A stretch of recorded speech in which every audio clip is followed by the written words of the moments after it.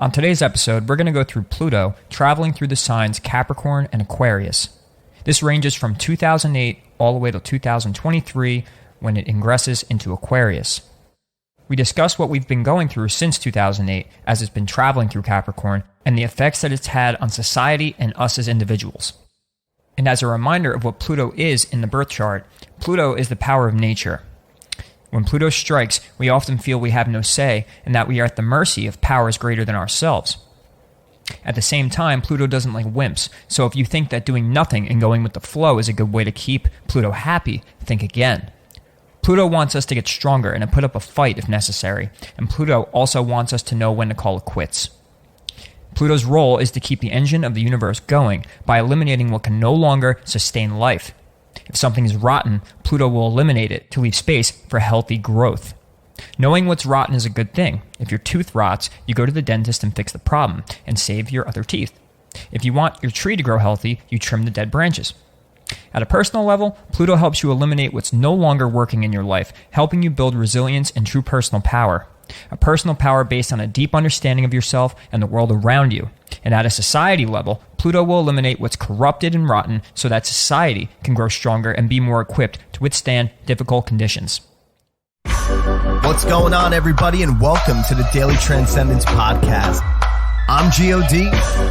And I'm Ray. And we're your hosts. Take a journey with us into the realms of some of humanity's most inner thoughts and theories about what lies before us and beyond the other side. Take a step back with us from the day-to-day heavy burdens of this constant evolving life. From awakening the collective, astrology, the spiritual divine, holistic health, shamanism, and quantum theory, to the frequencies and vibrations of our universe, history, religion, numerology, and so much more. We spend countless hours researching to bring you the breakdown of information from some of the greatest minds in these fields and even our own experiences. We're here to challenge your thoughts so that you can reshape your own minds and beliefs into ones that better serve you. We hope you enjoy the discussions about the supernatural and the ancient knowledge that we have become so fond of, and we wish to share with you so that it may also help you on your quest in this human experience for a living. Let the transcendence begin. Godspeed and share on. Don't forget to like, follow, and share on our Facebook and Instagram at The Daily Transcendence. Make sure you stay up to date and get notified on new episodes and more content by liking and subscribing on Spotify, Apple Podcasts, YouTube, and many more. We want to hear from you all and connect, so message us or email us at thedailytranscendence@gmail.com. As always, we entirely appreciate your support in allowing us to bring to you this transmission.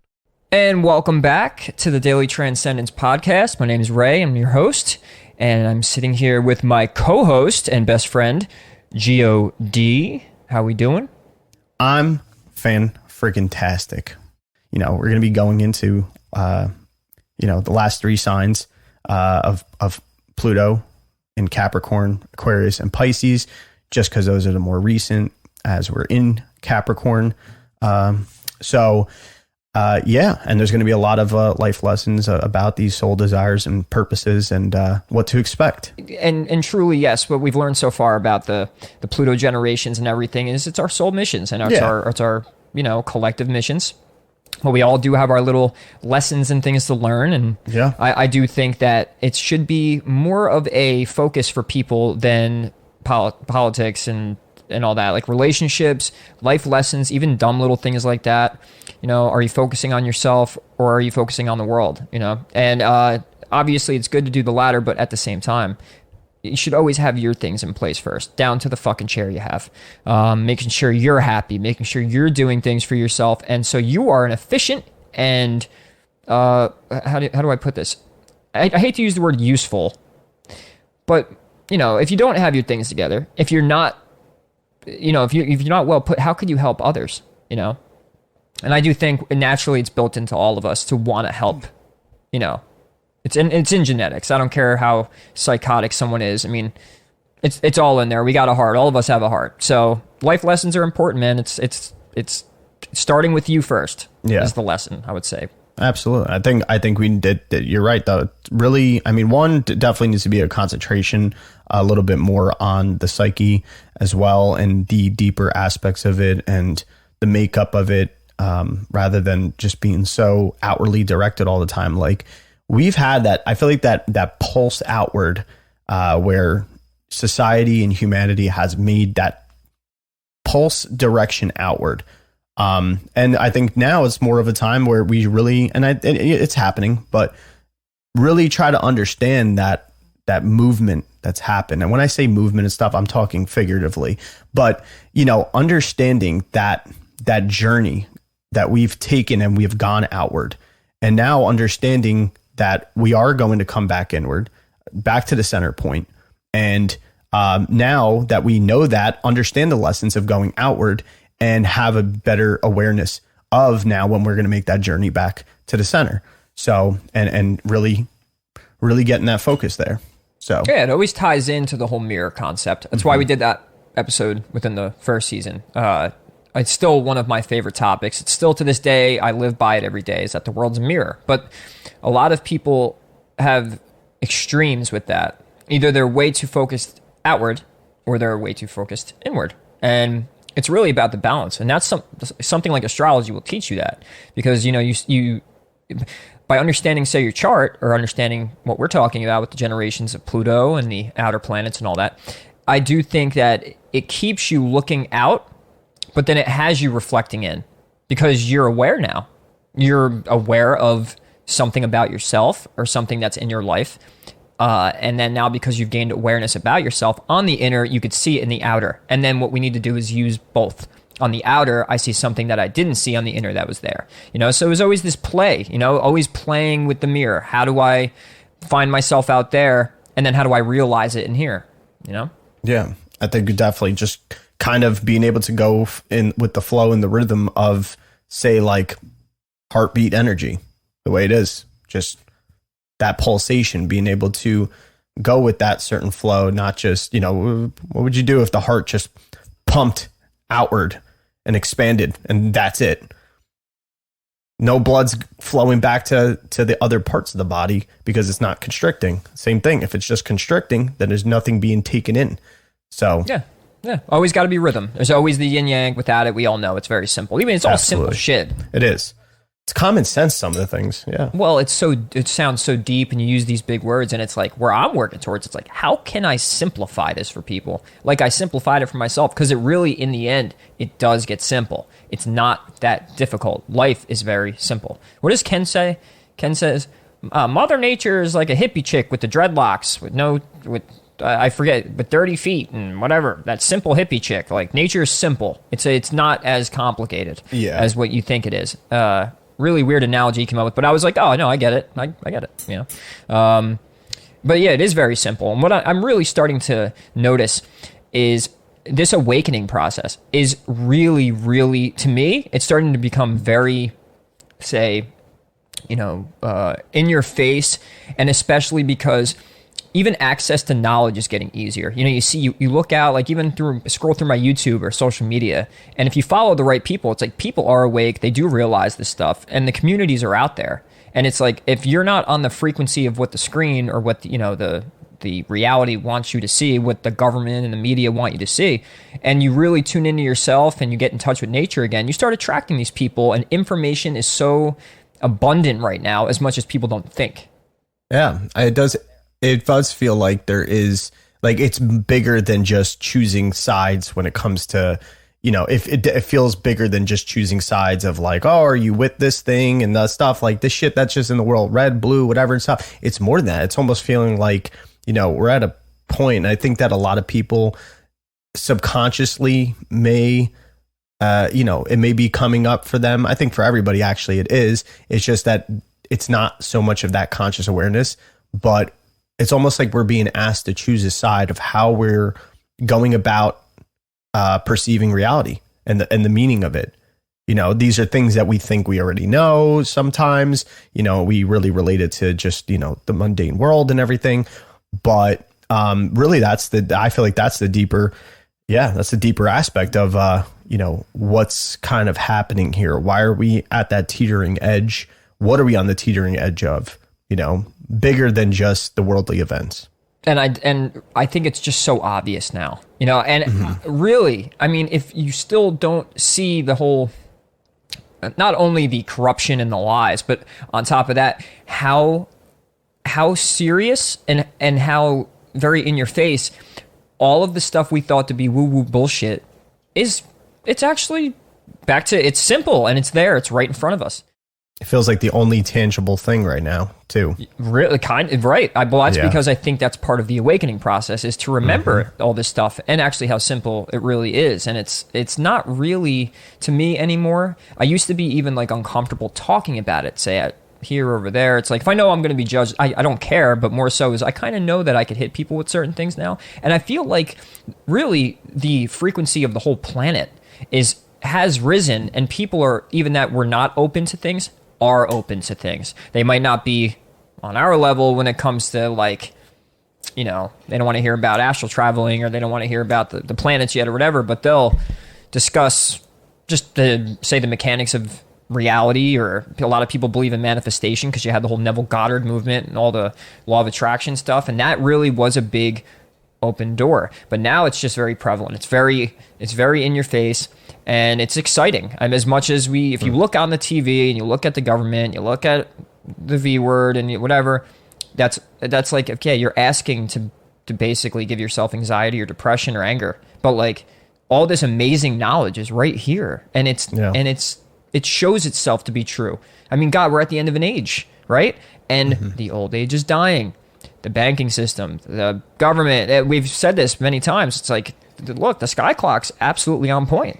What's there to be nervous about? Yeah, there's so much confusion, to the point that it feels like we're looking at, you know, what can we depend on anymore? You know, and some of the normal things that most people depend on, they're seeing that they can't. And now people are more curious. Maybe not necessarily everybody in the awakening process, but there is an open door for everybody, I feel like, to the point that we're actually asking questions. We're actually starting to sit there and speculate things in a certain way. Maybe not in such the degrees that we're saying. Of course, yeah, there's those people like the way we're doing, but it's now because they understand, like, they're seeing, like, what the hell's going on? You know, this thing that I thought was more of like just a known or a certain thing in the world, whether it was, you know, some politics or just even just livelihood of things, like, those things are not guaranteed or not certain anymore. They're very uplifted. So it's to the point now that people are just kind of like wondering and being like, what's going on?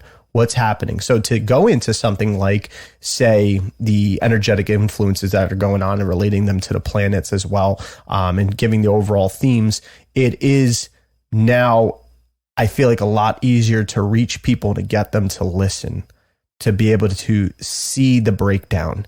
But it's just now going to be able to go deeper into it and to see that all those things that we were so heavily focused on, they can be taken just like that, or they could be uprooted, everything.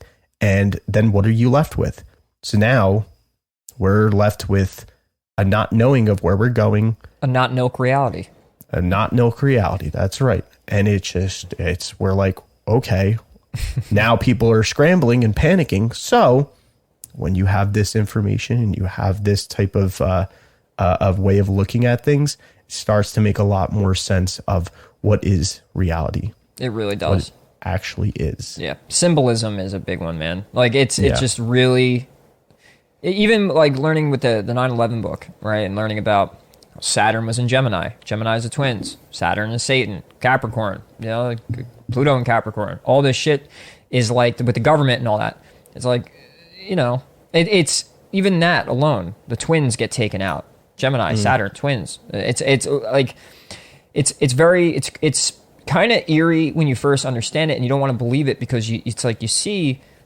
So it's, a lot of people think, oh, you're trying to get it to relate. You're trying to force it. It's like, I don't know. I don't have to. It just happens. If you sit back and learn. What I really want people to do is start to open up more when it comes to, like, learn to listen more. And I've said that many times. Like, we have to listen. Like, what are you going to, put it this way, if the system's falling apart, if the money and all that's if everything's changed, are we really going to talk about the V and the vacuum cleaner?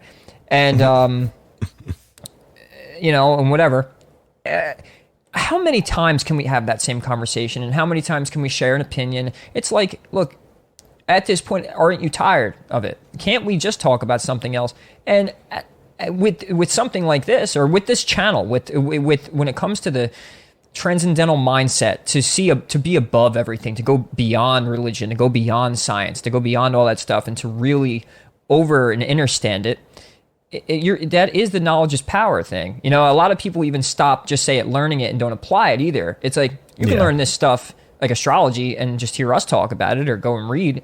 And if you never apply it, what's the point? But when you apply it is where the magic is. It's where you see everything, you know? So it's about getting more involved. And I really want to find a way to help give people that reason. Like, what's going to get them to lick their chops? Like, oh, I do want to learn that, you know? And I'm still looking for that. And me, Gio, I think we'll both find it. You know, we will.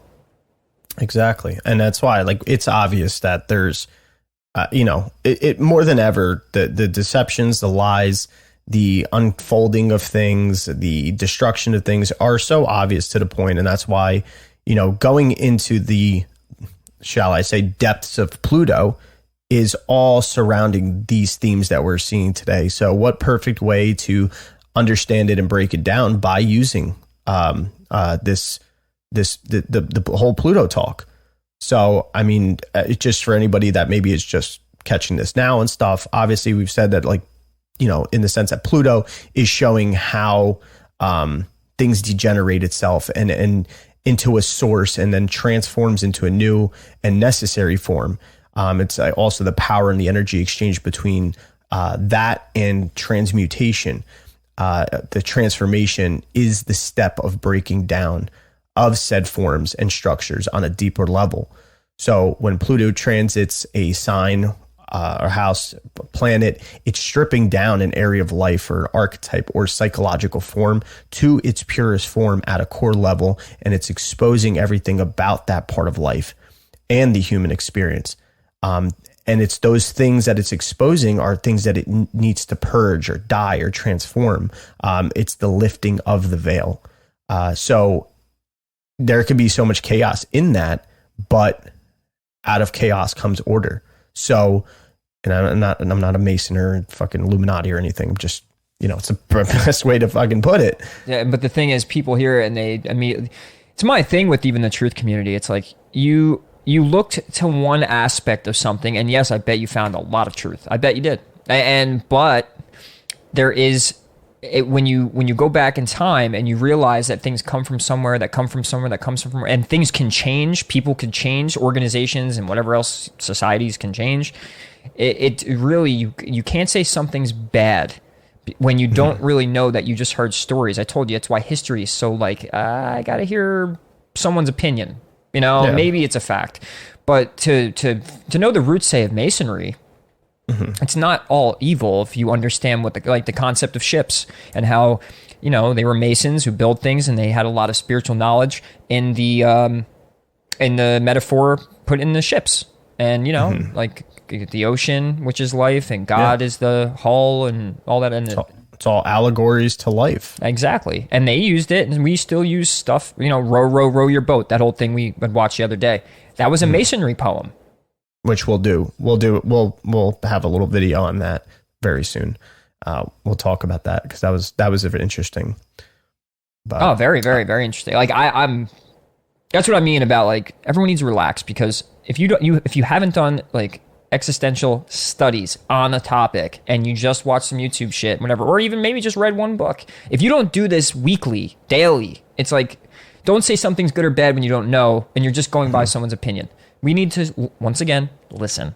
And on Pluto, I like to remind everybody that Pluto is always about endings. Let's simplify it to that. It's always about endings, and the way we work with this sign and whatever, or this planet and whatever sign it's going through, and that quality, we're learning to let go, surrender, and we have to give up the need for control of certain things and allow it to transcend the ego. So we're coming up now. We're going to go back and follow through with our generations, because we had stopped at Sagittarius because we ended up doing, a 3.5 hour video in our podcast. So we're going to touch up again and learn the up and coming and the generations and what it is we've just went through from 2008 all the way up till 2023, which was Pluto Capricorn. But I remind everybody, it's about endings. It's about letting go. It's about transforming. It's about transmuting that energy, but we have to allow something to die. And if you look at the world the way it is, the way we knew life as it is dying.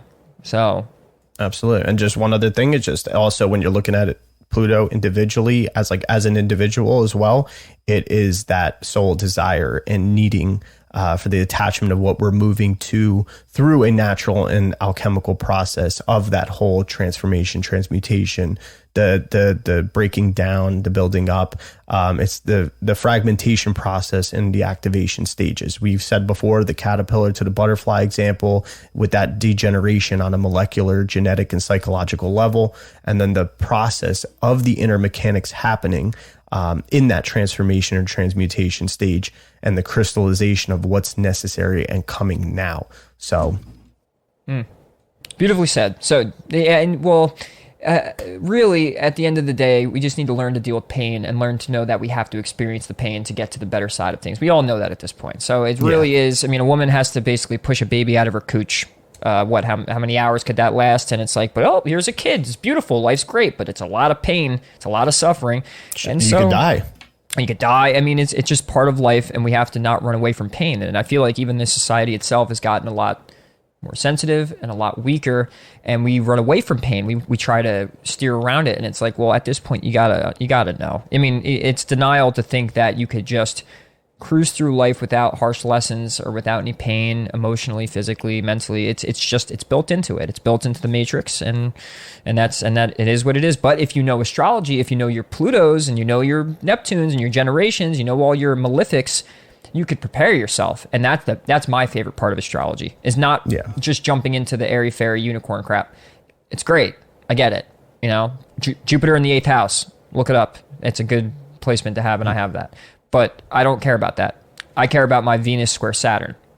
That's a lesson I need to learn, say, personally, about relationships. And so by understanding these things, and that's why with this topic, it is one of those things. Pluto is a malefic, and he's the death bringer. But what comes from that is a great and beautiful thing, which is new life, rebirth.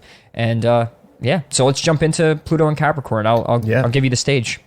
All right. So Pluto Capricorn, that came into being, and the initiation of the cycle is in 2008 was the start of it. And there's the larger overall cycle and then also smaller ones within. But Pluto moving through Capricorn initiated a turning of the ages.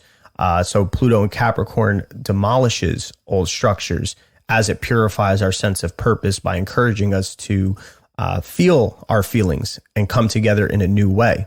It's exposing the holistic side of public life, purpose, career, and why we are where we are at, and what we are here to contribute that's in alignment with source and soul. Other than that, though, like just a little example, like 2016, you got to think about what went on for you personally, what went on the world stage during 2016. There was a Pluto was in Capricorn, and it trined the North Node and Jupiter in Virgo.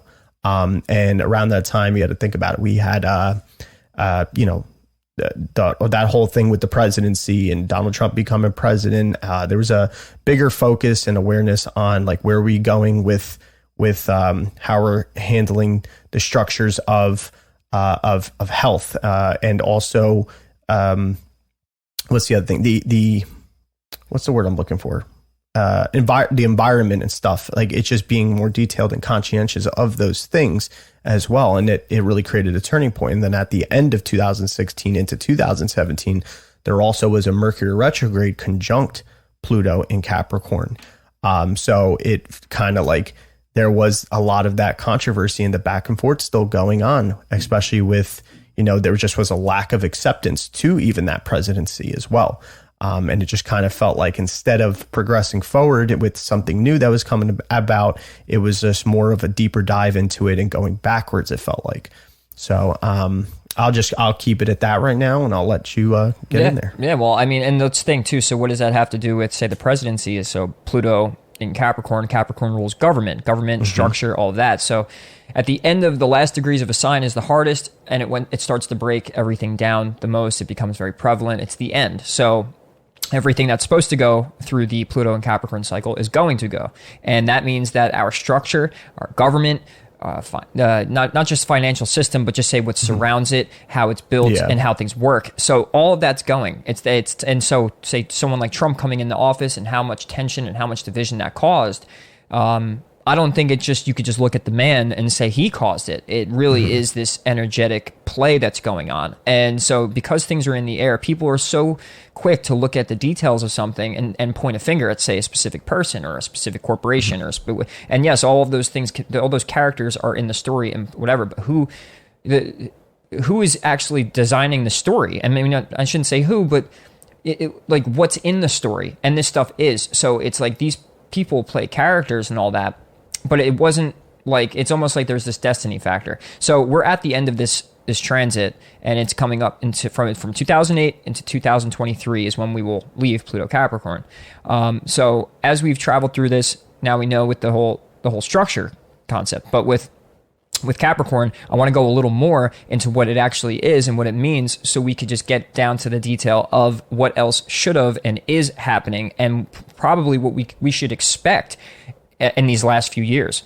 So to break down Capricorn, got to remember, because in the last episode I was doing this, it's a cardinal sign. And cardinalis means principal, it's pivotal, and these are the strongest signs. They're the leaders of each, say, modality. And so with this, the Capricorn is a very, very important and dominant sign, and it's going to play a big role. And that's why everything that's falling apart right now, it's just so in our face, because it's so uncomfortable. It's ruled by Saturn. It's rules, limitations, all of that stuff is like in our face. I mean, God, we're all stuck in our houses. We can't go get jobs now because all that stuff is very Pluto and Capricorn. Pluto is also power, extortion, control. And it seems like they have control over us, and we all know who they is. So it's a matter of, when I bring up let go or surrender, it's like if you're aware that this is part of the story in the sky right now, that Pluto is coming in and destroying our structure, but then you have that negative dark side trying to fight back and keeping its power. It's holding on to everything. If you notice, if people are holding on to something, they're having the hardest time. So it's what you can learn from these transits. We've said it a number of times. It's about letting go and surrendering. And it doesn't mean that you lay back and do nothing. It's about taking action. But there is this aspect we must deal with. And it's kind of like, this is what it is. Capricorn also rules achievement, businesses, and all things constructive, say, very traditional. Compared to that, all of those things are being ripped apart, from traditions to businesses to, like what's even an achievement anymore? Going to get a sex change? Like, I think you get more love for that now. That's not a hit. I'm not hitting anybody. I'm just saying that makes it on the news more than someone, say, like helping and feeding the poor. That's the achievement now. And it's like we have everything so backwards because that's not something you should get an achievement for. Our Capricornian ways are gutted. There's no integrity anymore. And it needs to be, we need to ride out and allow the things to play out and allow the dark side just to kind of, deconstruct, I guess. Yeah, that degeneration needs to happen. But this Pluto and Capricorn, it's a forceful and a dynamic energy. It's deep and it's direct as well. So you got to understand the application to all things, whether it's personally, like on your individual self, or even just as a generation or as on the world stage of what can go. There's stressors and transformations in what we've considered to be proper, or what our idea of discipline or authority, and even ambitions, like you were saying, like just that whole, there's a newfound way of what we're ambitious towards, even the ethics of work. Pluto Capricorn, we definitely seen during this time, there's been a definite change of the ethics of work, or what's considered ethical as well. I don't think we know anymore. No, that's where that confusion in that, because we're in that, and we're also coming very close to the closeout of this as well, since this has been happening since 2008. So the whole responsibility of things and the overall structure, of course, things are changing. So, we're prone to these unforeseen twists of fate with even like the loss of prestige, all these things that we considered prestigious in the world.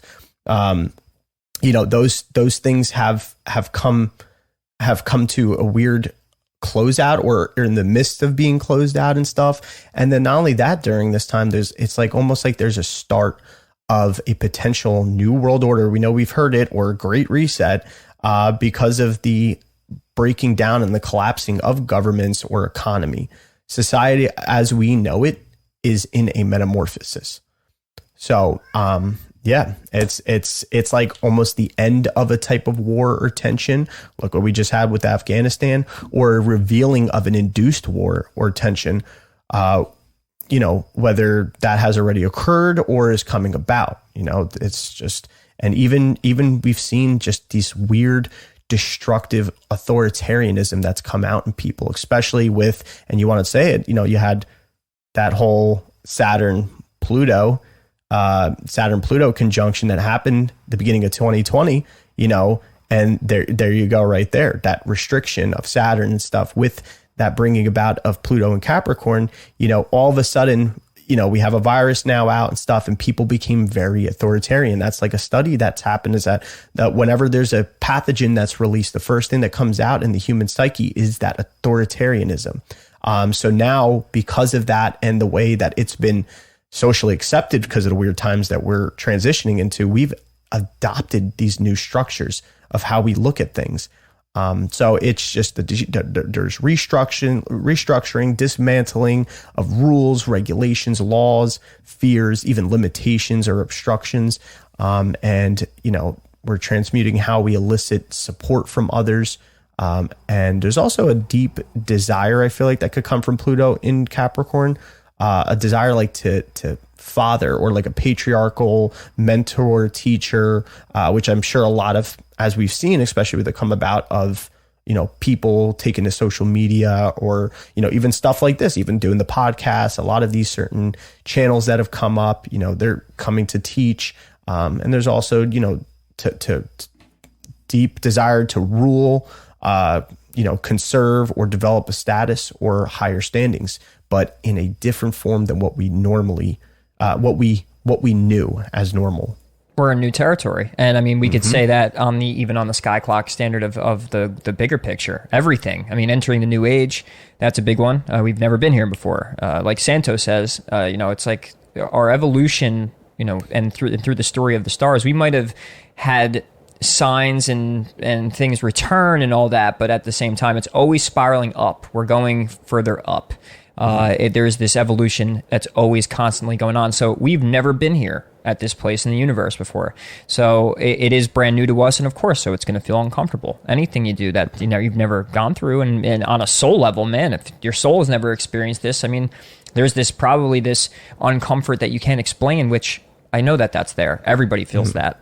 But yeah, with that, think how that could even come out, because you feel like you can't explain it, and on top of it, there's limitations to our expression. It can get really chaotic for just an individual body, for an individual person to just sit there and not understand what's going on, and then on top of it, not know where to turn, not know how to express it, how to explain what they're feeling. It's rough. It's rough, but there is a light always at the end of the tunnel. Yeah. I think in the knowledge itself, and that's really what has. I always say to Gio, like, God, man, if I didn't learn this stuff, I don't know how the hell I would have made it through, So it definitely helped me. It gave me even something to just, even on a novelty level, like it's just, it gave me something to read, something to do, something to think about, but really was doing the work. And it's fascinating that things like this will fall into your lap, and you realize actually how important it really was and how much it really did help you. And I know we both could vouch till the end of time that's what this stuff does. As much as it could get really complex, though, if you really want to, exactly. Like, you can go into the complexity and the details and the analysis of all of it and stuff with the astrology, which, of course we like to do and stuff too, but we're also trying to simplify it. And no matter what, though, you can get that through observing the astrological changes and cycles and everything. So yeah, and it told you it prepares you for the worst. It prepares you. It gets you ready. And then when you do that, you can make better decisions and actually evolve and move forward quicker than others who didn't have the knowledge. So there's a reason why all this stuff is resurfacing. This frequency has brought this knowledge back to awareness. So now if I even go search on the internet for something I was looking for 10 years ago, that wasn't on that frequency. You weren't even able to find something on a search. And I do think it does work like that, where certain information vibrates at a certain mindset or at a certain level of mind. And so when the whole collective isn't vibrating that high on that frequency, that stuff's not even available. You can't even quantumly attract or manifest it because you don't even know that frequency is a thing.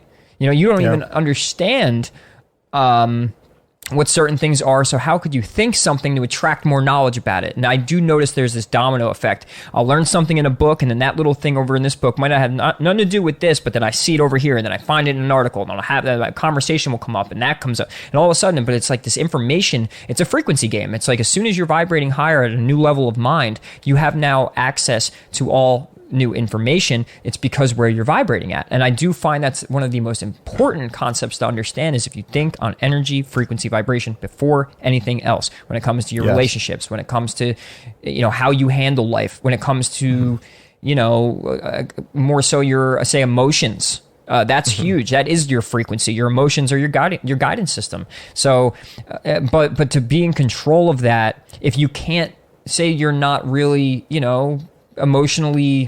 you're not really emotionally tough, or that you need something, if certain people need to know things before they happen, astrology gives you the gift of saying, hey, look, here's the weather. Grab an umbrella. Put on a coat. Don't put on a coat. It's going to be hot. It's going to be this, that. It's always giving you the heads up, and it's beautiful. And so to know these bigger scale transits, and when we look at what Capricorn really means, that we're collectively being instructed to examine the integrity of political, commercial, legal, and religious establishments that we will believe will afford us protection in an ever-changing world, when yet they don't anymore. They used to. It was the old transit. It's done. So now it's time to reassess all that stuff. And right now, this period addresses the shadow of allegiance, exposing obvious truths that were probably always there right in front of our face, but we weren't vibrating at that level to have that awareness, to know. And now we get to see it. And people will see all this falling apart as a bad thing, when really it's not. What it is an opportunity. It's an opportunity to right the wrong. It's an opportunity to see what needs to be fixed. It's kind of like finding a tumor in your body that's not cancer yet, but you found the tumor. And before the thing grows into a big old, bodily destroying, it can eat everything from the inside out and everything, you're aware that thing's there. So now it's time to either address it and take care of it. Right. Well, it's up to us. We see the tumor. We see that it's there. We see the disease and everything in our society, and that's on a metaphoric level. And honestly, the metaphor of that, it mirrors actually into real sickness. We have people getting sick because we are sick spiritually. We are sick on a global and collective level. And I would say, like, on a grand scale, really, this Pluto and Capricorn, it's really revamping our lives, but for the better. It's for the good. We've found that cancer. It's time to take care of it. Yeah. Absolutely. Yeah. So, I mean, along with that, there is certain emotional responses that come from, this transit of Pluto in Capricorn. And we said before that Pluto goes into the deeper desires on a soul level of what we are yearning for, to find our purpose, whether it's, conscious, is at the forefront of consciousness for ourselves, or even if it's subconscious for us. So some of the emotional responses would be like, when you think about it, the Pluto Leo generation, they're in a process right now where it's almost like they're being humbled, in the sense that they had their power. We've gone over Pluto and Leo and what that was, especially coming in the age of winning a war and world war, not just a war, but a world war between many nations and societies as well, that really could have changed the world. And coming from a place of winning that, this power coming in and the courage to stand up to nations and being the the power play nation as well, to the point of like having this, celebrities and, really following that. It was like, the celebrity came to be in that age as well. But they had this sense of power, and now are sensing being checked as a whole, especially them being older now and stuff. This is a lot of these things that like, there's death grips happening for some of these people in these bigger systems and roles as well that are Pluto Leo. And it's like almost they're in a confliction of being like, this shit's coming to an end, especially with the crumbling of Pluto and Capricorn.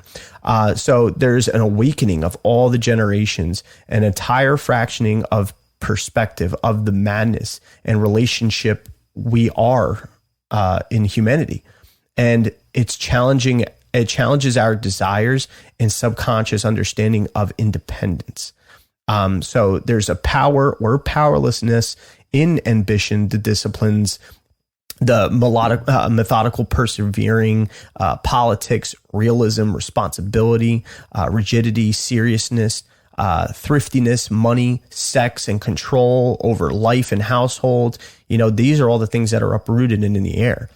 And they're that an emotional response that could come from all this is like a need for constant forms of stability. And that may not easily be able to come about or adapt to, especially with sudden changes. So Uranus and Taurus. Yeah, there you go. It's a shock to those core principle values of security, that's security and possession. Yeah. And value. So the desire, there's a desire within that of, for deconditioning and destruction of the psychological structure of reality and the natural laws. There's an awakening, the realization of limitations. Now we're seeing, especially now with all the restrictions, mandates, everything and stuff, like we're awakening to like, whoa, like these are serious limitations for some people. Some people are going along with it. Some people are like, oh, whatever. And they see the limitations are happening elsewhere, and or putting the blame of the limitations elsewhere because certain people aren't following the consensus. So, we're looking at the natural framework of the entire collective's truths, structures, ways of living, and boundaries, and how they're coming to a destruction cycle with with a lack of awareness that can bring confusion and chaos, fracturing consciousness. So there's a deeper desire to understand and transform our duties on a soul level, and even in the world, individually and collectively. And like I said before, the deep desire to mentor and all that, and try to get some sort of grasp of power, especially with Pluto being that power or powerlessness, and that transformation of there. And security, like I said before. So, and all this can bring up, there can be a tendency to feel alone and frustrated and misery as well, and pessimism. So it's like we're taking off the mask we were conditioned to wear in society and transmuting what we've learned from this and experienced. And like all that's been exposed about the structures of society in our own deeper sense of self-awareness, and reflecting where we have neglected ourselves emotionally and physically. This gives us a better Capricornian handle or authority. This is how you would use the energy, but it gives you that better Capricornian handle of and that authority over our own lives and our emotionalism, so we can better show up in the world with newfound principles, newfound roots, and beginning to contribute to the collective and society in a more meaningful way as the old crumbles away and we're developing new and improved structures and systems. Yeah, you know what? And to add on to that, that whole security factor is like buying property, the promise of retirement or healthcare, earning a living, or even existing free of threat of violence really isn't possible for many people today. And regardless of how many hours someone puts in at the office, without these incentives, we're going to have to begin to imagine new ways of living. It's in our face. It has to happen. So, the a lot of people are in denial that there's like, they're still thinking that there's security in those things. You're on a tennis ball flying 40,000 miles in the middle of nowhere, and you think you have security. You're a little flea on a tennis ball. Fakakta. Good man. I wish we can get him on. I really wish I could. I want to talk to him. You think you'll cry when you find out if he's passed away? Would I cry? I actually can't say. I don't know. Yeah, I would be humble enough to admit that I might. Because this is why. I would hope I do. Well, okay, right. Well, I mean, I got to remember, I dealt with my dad passing away, and I think once you deal with it, I think it's like, I've already worked out. God, this went dark quick, huh? Hey, no, but like transcendence, right? Exactly, and relax and enjoy the darkness. But no, like by going through that, no, like it's not. I've worked that out. So in my head, it's like, well, look. If we all pass away, that's an easy one. That's always like, oh, we're all going to die, so it doesn't matter. On top of that, it's like, when someone is either suffering in a body because of age or a drug addiction or something, it's like, I think you'd rather see them move on because it's just that if they're suffering in the vessel more than whatever, it's time to go. If he's old to the point where he can't really function normally or something like that, then but what would make me upset, why I'd actually consider the possibility of me getting upset and crying, wouldn't be because, oh, he's dead and I can't see him anymore, or I know he's gone. It's because he wanted to see the world become what he was teaching. And to know that someone put that effort and all that time, and sometimes he had those episodes where no one was sitting in the church listening to him talk, and he still went forth and did it, and he kept doing it from early 90s all the way to 2000, even beyond. And I think the way my mind would work and like put it together may cause some sort of emotional little upheaval in me, and say, like, it is sad if someone didn't get to see it. Here's what would make me feel better. You want me to not cry when he passes away? That if we carry on his work and make it be known and see that I'd like to see that guy smile knowing that he knows he did what he did. Oh yeah. And people saw it.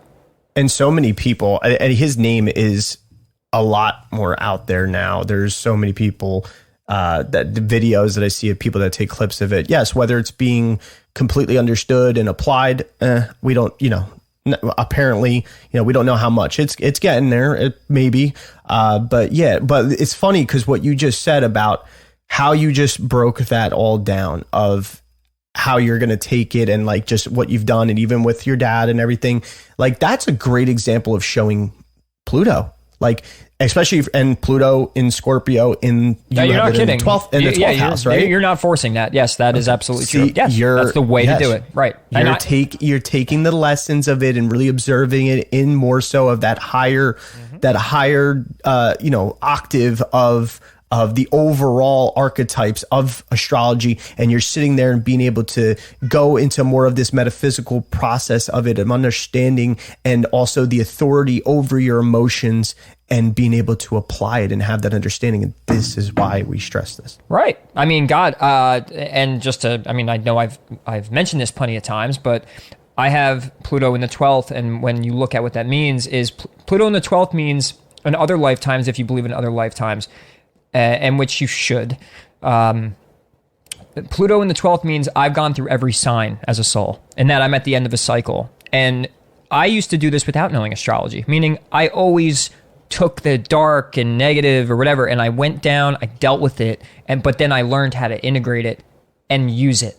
And so, by me being aware of that, probably now I won't get upset, because I know that when that day comes, I'm already, like, it's locked in my mind. Like, that would be the thing that gets me upset, and it's like, but we do have the opportunity to help the man. And I think if actually him passing away and nothing came of it, I wouldn't say guilt would be the feeling, but it's like, man, I feel like I should have did something more. Like almost like there's an injustice. A little bit. I mean, maybe not injustice, but I mean, because he won't, if he doesn't get to see, but like, and for people who don't know who this is, I mean, this man, Bill Donahue, Hidden Meetings on YouTube, you could go watch his videos. They're from the 90s. And he really, decoded the Bible, astrology. He was one of those, he was a truther that was needed. He was a big pivot because his work is affecting us now. I'm not saying maybe in the 90s, not a lot of people knew about him, but what lies in his information is so important, and you can mark my words on this. Now, remember, I'm one for one. I marked my words on that one episode with the Bucks winning the Super Bowl. So I'm going to mark my words on this one. Let's go 2 for 2. Is that that man's work will become some of the most important one of the most important areas of all of this, all of astrology, truth, understanding the sky clock, understanding the Bible, understanding who Jesus Christ was and what it is, understanding how our body and nature are one, and everything he broke down, and with character, with humor, with he's a Cancer too, so I think he really projected that motherly, the energy, not like him, but like he really, it's like a mom that, like, you just did something wrong or you're not understanding, where she slaps you, but then she gives you a little hug and says, look, and she puts you, and she cradles you up. I always felt like Bill cradled me up. On my worst day, if I watched the Bill video, I felt so much better. So Bill Donahue, man, please go watch that guy. He's like taking Carl Jung, Jordan Maxwell, and Edgar Casey, and just taking it a step further. Yes, and the Bible, and taking that, but really translating it through the heart. So, and he really did. So, I mean, you keep talking. I just gotta let the cat out real quick. I hear him. No, that's fine. But to me, that man and Santos Bonacci and all of these guys, they did all the work, and they put it all out there when this wasn't popular, it wasn't a thing. And now you see, the people talking conspiracies. You have TikTok, and now it's like a trending thing, and it's because of the whole pandemic, and people are jumping on bandwagons. Now, these guys weren't bandwagon guys. They did it because they loved what they did. They loved humanity. They loved the information. They loved understanding what it was, and they've brought so much light and love to people. And I can't stress this enough, that I hate when things become a trend. I hate when things become a bandwagon. I hate when they become something that people could jump on for attention, and they jump on it for likes and whatever. When these guys truly did this work because of the love they had for the work and the love they had for humanity itself. Amazing souls, you just know. It's just a thing. If you have a little bit of intuition and humanity left in you, then you would know that these people really do love humanity, and they do have a lot of love to give when it comes to that, and they did it through teaching. And so Bill changed my life. He changed my life back in 2012. I think I go back that far, because when Sandy hit, I remember my house was still in shambles and they were rebuilding it, and I was sitting in my room watching his fucking videos just like on repeat, or he got like 1,000 videos. So like I'm sitting there watching it. My grandparents thought I was brainwashed, and I'm like, no, you don't understand. And they're Christian Catholic. I'm sitting there like, do you realize that if you guys make it to when this information becomes general, it becomes the norm, that this is the meaning of your religions. This is what Jesus Christ is. You don't understand that. Like, and I usually don't make claims like that where I think I know something, but when I tell even the listener here, I know what he's teaching is absolutely correct. It is the way. I believe there is definitive truths, and everything that has flooded through the occult and flooded through astrology, flooded through the Bible, Jesus Christ, all of that stuff. There was these deeper meanings, and we had beautiful souls to give us that. And Bill is going to be remembered for a very long time, and I'll make sure that that's one of my life missions, is to give people, it must be my North Node Aquarius, that to give the right people in the community the Leo polarity that they deserve. Put this man on the stage, give him the love. He's the one that did it. I never take any credit for what it is that I figured out, Yeah, and he wouldn't even want any sort of like, oh, that you got to listen to me or anything, or whatever, and or praise me or something like that. He says, "Don't believe me." Yeah, exactly. It's like I'm not reiterating stuff that, and you know what though, it does. It resonates on a very heart level. And what's kind of funny about that, since we're kind of talking about that and that nurturing aspect, especially him being a Cancer and everything.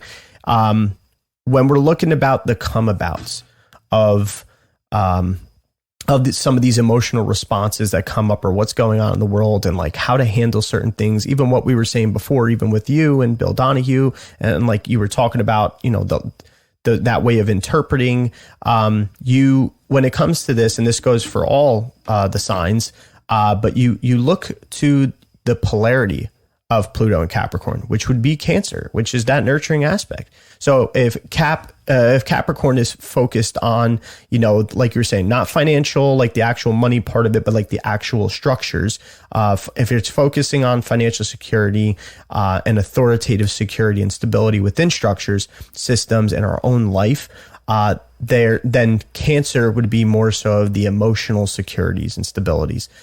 So when family too, I mean, yes, and yes, family. So when you're learning, it's when you go to that with Pluto and Capricorn and going into that Cancer part and you're balancing out the energies, you're learning how to let go of the patriarchal dream of needing to overly control or stress about following the norms and the consensus of society when it comes to public life or career status and the financial stability based on the consensus of how or what society says we need in order to be secure in those areas.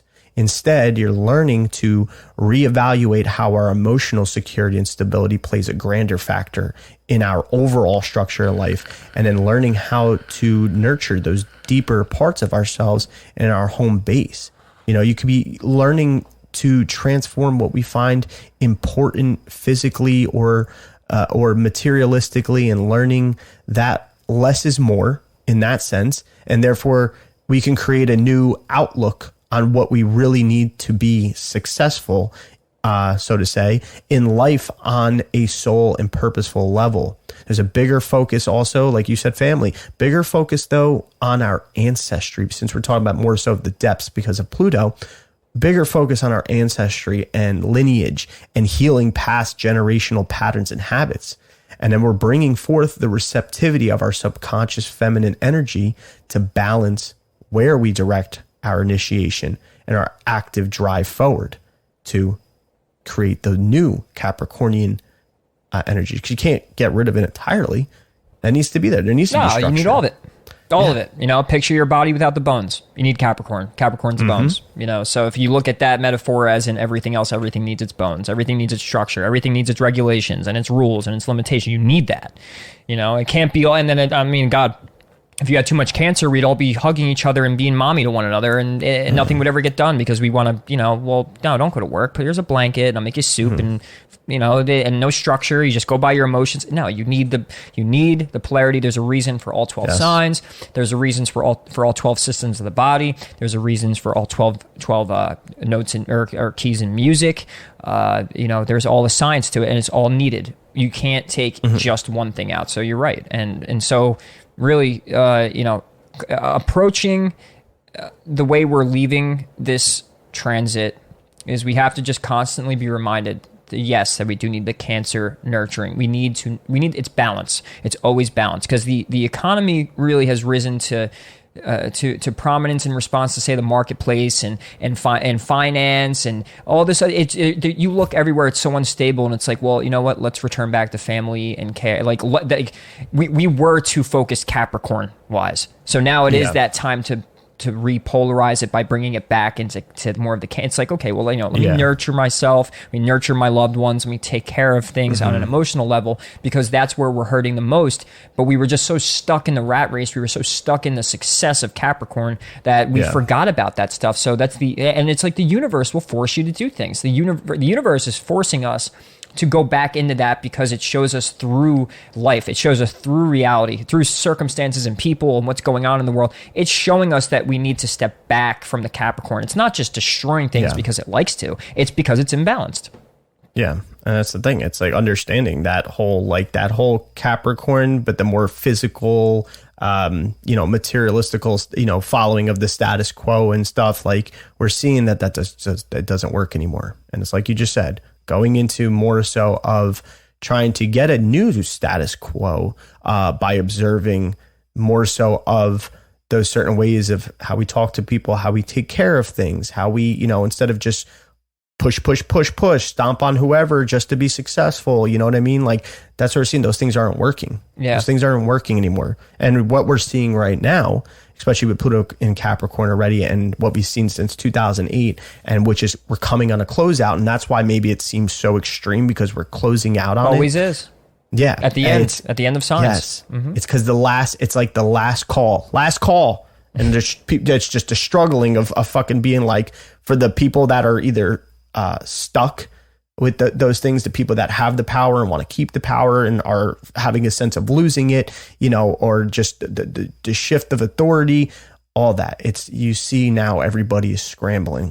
Right. It's funny. So don't get caught in that shit. We're talking about like suffering or Pluto transits and dealing with this pain.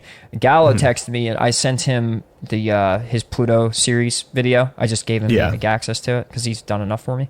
And he goes, this is his response to hearing his Pluto, and this is someone who's, very discerning. I see that for sure. I don't like it, but it gives me awareness to crush the job, and it will give me a chance to really get in position. He says he don't like it. He didn't like what he heard, but he's like, but it gives me the chance, give me the awareness. And that's what this is. Like, you're getting this calling, you're getting this information, you're getting an awareness that you are, you could jump ahead. And I at this point, I really do want to enforce, like, God, fucking buy an astrology book or learn it and just understand. I'm telling you, it will help. I promise. Because start somewhere. It starts somewhere. And when it comes to this and coming to the end of Capricorn, another thing I do notice too, because we're doing it, is influencers actually inspire more confidence than brands do and corporations do. That's another big thing that's being ripped out of the system, is like, you have people on YouTube and podcasts, like you had said before, that are in the wake of COVID, can I say it? 1999. Fuck it. 19 and COVID-19 party again like it's 1999. Not only have we seen a rising trend, say in like government and science, they're trying to rise up with more control, but then you also have the other side. You have that Aquarian energy coming out. You have the influencer, the communities starting, and that's what these the extended period of lockdowns have actually motivated us to reconsider these things, reconsider traditions, things like marriage, education, childcare, who we look up to, celebrities, that other stuff. And what did I say before? That Pluto and Capricorn is making a hard aspect to the Pluto-Leo generation when you look at it in that way, to the point that a lot of our government probably now. Yeah, that and the fact that it was that outward praise of some of these more prestiged people or celebrities and stuff like that. Like that even what we consider the celebrity is not a big thing anymore. Nobody look at Hollywood. Yeah, look at Hollywood, how it is and stuff. Yeah, of course you got those people that are still sucked up into that, but that goes in a different route and stuff like that. But like you're saying, you have now the new celebrity is the influencer, is the content creators, are the but they're not like celebrity in that way, but that's where it's going. What's crazy though? How you said, like, yeah, you're right, like the influencer, the YouTuber, and all that.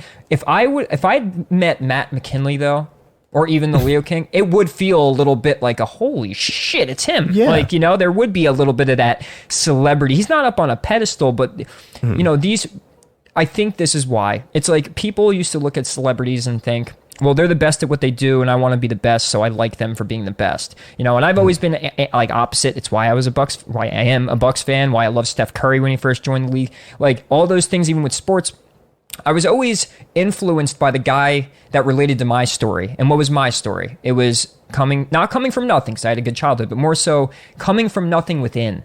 I didn't have anything to back my own confidence up. And I saw people that would crush adversity and come and approach with that confidence. And but they looked like they had really not much, and they had to use themselves and build themselves up. And I loved that story. We could say it again one last time, the Vegeta thing. I know it's getting old, but like that is why though. It's like these things they symbolize. But now it's like Matt McKinley and all these guys who really like someone else sees them at a grocery store, they're gonna jump out of their bathtubs and actually not jump out of their bathtubs. They just won't say anything. They don't give a shit. But like with us, it's like, think about this. I would say it like this.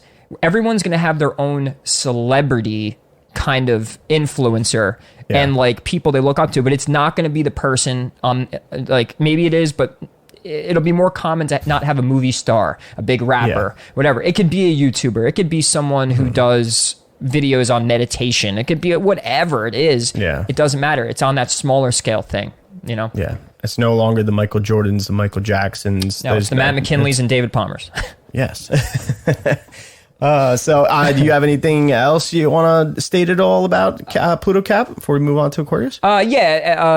This is my last. Well, this really didn't. This is a little offshoot, but because we kept mentioning the change of healthcare, the change of this structure, and whatever.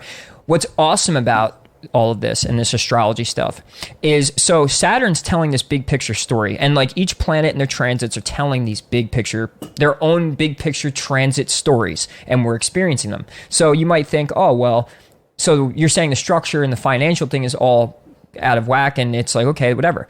But you can ask a question, but then why this and why this? Let's not forget, on the other end of what the other planets are saying, let's go into Uranus and Taurus real quick, and just remember that, you know, our legal tender is up for debate, that we're entering a crypto realm, right? Where these things are all shifting, and Uranus and Taurus is like in the form of a hot button topic like Bitcoin and NFTs. That's literally what that is. That hot topic thing is not Saturn. It's the story being told within the story, and that's the beauty of a chart as well, or transits, because you could say, oh, well, Saturn's causing all this. It's like, yeah, but if you go to this other end of the blueprint, it's not just Saturn causing the upheaval in finance. That's one of the, template.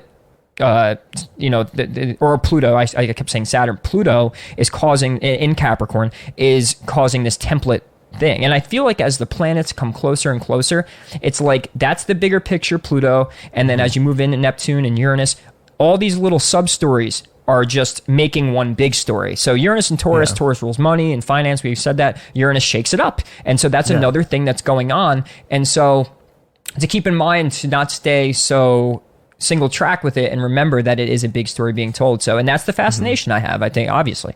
So absolutely. I agree, because I mean, you think about it, Uranus is now, that's the ruler of Aquarius, and that's really kind of where we're going with things, especially coming out of this Pluto Capricorn stage. Everybody's saying the age of Aquarius and everything and stuff. Yep. So there is that shock, and that innovation of our monetary systems, our values, especially with the crypto and everything and stuff, and the bringing and the falling away of, like you were saying, NFTs, just the way we consider and do money and value and everything and stuff. So yeah, that's a great point to look at, and this is why we constantly stress that it's like, you can't get too fixated on just one planet, one transit, one sign, my sun sign, my asshole. You can't do that. You gotta be able to put all the got to put all the pieces together and stuff. And then one other thing I want to say is, like, why I just feel like, yes, we always say our personal planets, and everything, but the reason why, which it does, absolutely. But the reason why the outer planets like Pluto, Neptune, and Uranus, I'll leave out Saturn and Jupiter right now, because, we do get a lot of importance on that. But Pluto, Uranus, and Neptune, they are, fairly newly discovered planets. And when we discover a new planet, it coincides with a shift in mass consciousness and discovery of a new aspect with our reality and psyche, especially when dealing with these outer planets. So there's major themes around planetary energy coming to the forefront shortly before, during, and within the next few decades that follow after the initial discover. And when we're looking at Pluto, Uranus, and Neptune, those are all fairly new, all within between 300 years. Yeah, and my favorite point about all that is so we were so unaware of like our inner selves, and people didn't really believe in the spirit. They did, meaning, or like so on, like say like astral travel, like more spiritual, esoteric metaphysics and stuff like that, which a lot of it comes from Pluto, right? But we didn't start focusing on that stuff up until the planet was found. So like the planet being found in the sky was also kind of triggering the activities that goes along with it, or at least our awareness of it. Yes, exactly. And then another reason why that's so important is because, think about it, all those other, like the sun, the moon, all those have been around and within humanity's awareness for about like 6,000 years, maybe more, some of them and stuff. That's been there. So there's a longer lineage of collected data within the collective, rather than those other 3 outer planets, whereas those are more recently discovered. So we're in the midst of creating that awareness, creating that reality and that data, that we're in the midst of making this history, this understanding. We are still understanding. We're like it's like with those 3 planets, it's like it's in its infancy. It's in its infancy exciting. still of so there's a lot of understanding coming. They know it's people will not, most likely, unless they hear me say it, or that maybe they don't even hold on to what I'm about to say. But I don't think people realize that this period of time right here that we're living and experiencing all this stuff is something that it's going to be either in like history books, or it's going to be something that's remembered, how we remember Rome and how we remember Egypt. I mean, it's not as much, would be the word, like, there's not much pride in remembering that we experienced the things we are now when it comes to, like, you know, we're not building the pyramids. We're not conquering or creating an empire and we're just dealing with absolute retardation, kind of. But more so is the change. And when I say retardation, no, really, it's the slowing down of fucking, like, people just, I think we've lost intelligence, really. I don't know. I don't know who gets offended and what. But my point, though, is everything offends. I know, and whatever. But my point, though, is like, this is a time in history will be remembered, and it is. We're living out that story. It's like it's fresh, it's new, and in its infancy, like you said. But it's like we're also part of, like, whatever we do today, whatever we do while we're alive now, can be certainly be remembered, just like Bill, right? He will be remembered because he was part of that area of the collective of waking people up and remembering this beautiful knowledge and taking us out of the spell. I think that's what I love Bill for. It's the spell. He kills the spell. And to end, I want you to make your point, but just to end my thing on Pluto and Capricorn, is the last thing I'll say, is that that Pluto and Capricorn, it holds our unconscious biases and behaviors up for review. It encourages us to evaluate deeply imprinted subconscious material, and our engagement as consumers, the efficacy of the grind and work hard, play hard, and all of that stuff. It's like we're breaking off. This is it. And it will be something that will be remembered forever. And it's like, well, how do we want to tell the story?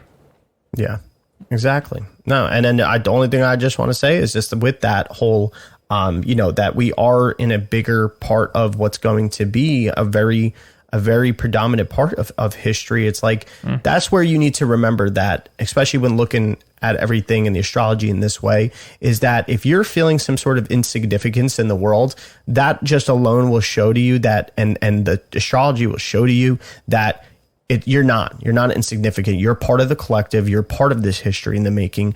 You have a mark to make, no matter how big or small it may be. You are part of that. And your own conscious awareness of your emotions and how you show up in the world and your soul desires and purposes and everything and stuff. Those are the things that it's like, take care of that. Take care of those things. And there's no grading. There's no test at the end and stuff. Some may want to say that there's a test at the end and stuff. I think it's not how we're taught by religions, and stuff. There's higher octaves of how that goes. But that's the thing. If you're feeling the insignificance, don't. Yeah. And I mean, I think we're really good. I told you, we're going to try and simplify. We are going to simplify many things on this podcast, and what's to come is very exciting, because even you mentioned religions. It's like there's another tradition that needs to be, defragged and reorganized and give people the power back. It's like a lot of these churches, a lot of these religions, and with anything. I mean, if you're not so well, if you're not built into certain knowledge of, like, using it and practicing it, and these organizations and the way society's built is like okay, we'll do everything for you, and then you stop thinking and you stop using. You lose that beauty that you want to feel about yourself. You don't feel like you're the center of the fucking universe when you should, and not like egoically, but like more so is you. I think a lot of us, I hate to say it, like I wish for a lack of better words, it's like we don't like ourselves. We don't. Yeah. Why should we? We're not that smart. We don't take care of ourselves. We let people walk all over us. We give our power away. We've allowed people to shape who we are. We've lost our integrity, and we've lost our confidence as a human being. It's like, well, why would we feel good about ourselves? But the thing is the answer is on the tip of everyone's tongue. Like, they know what they have to do. And it's what boggles my mind about humans is you know what to do, but for some reason there's that unconscious block.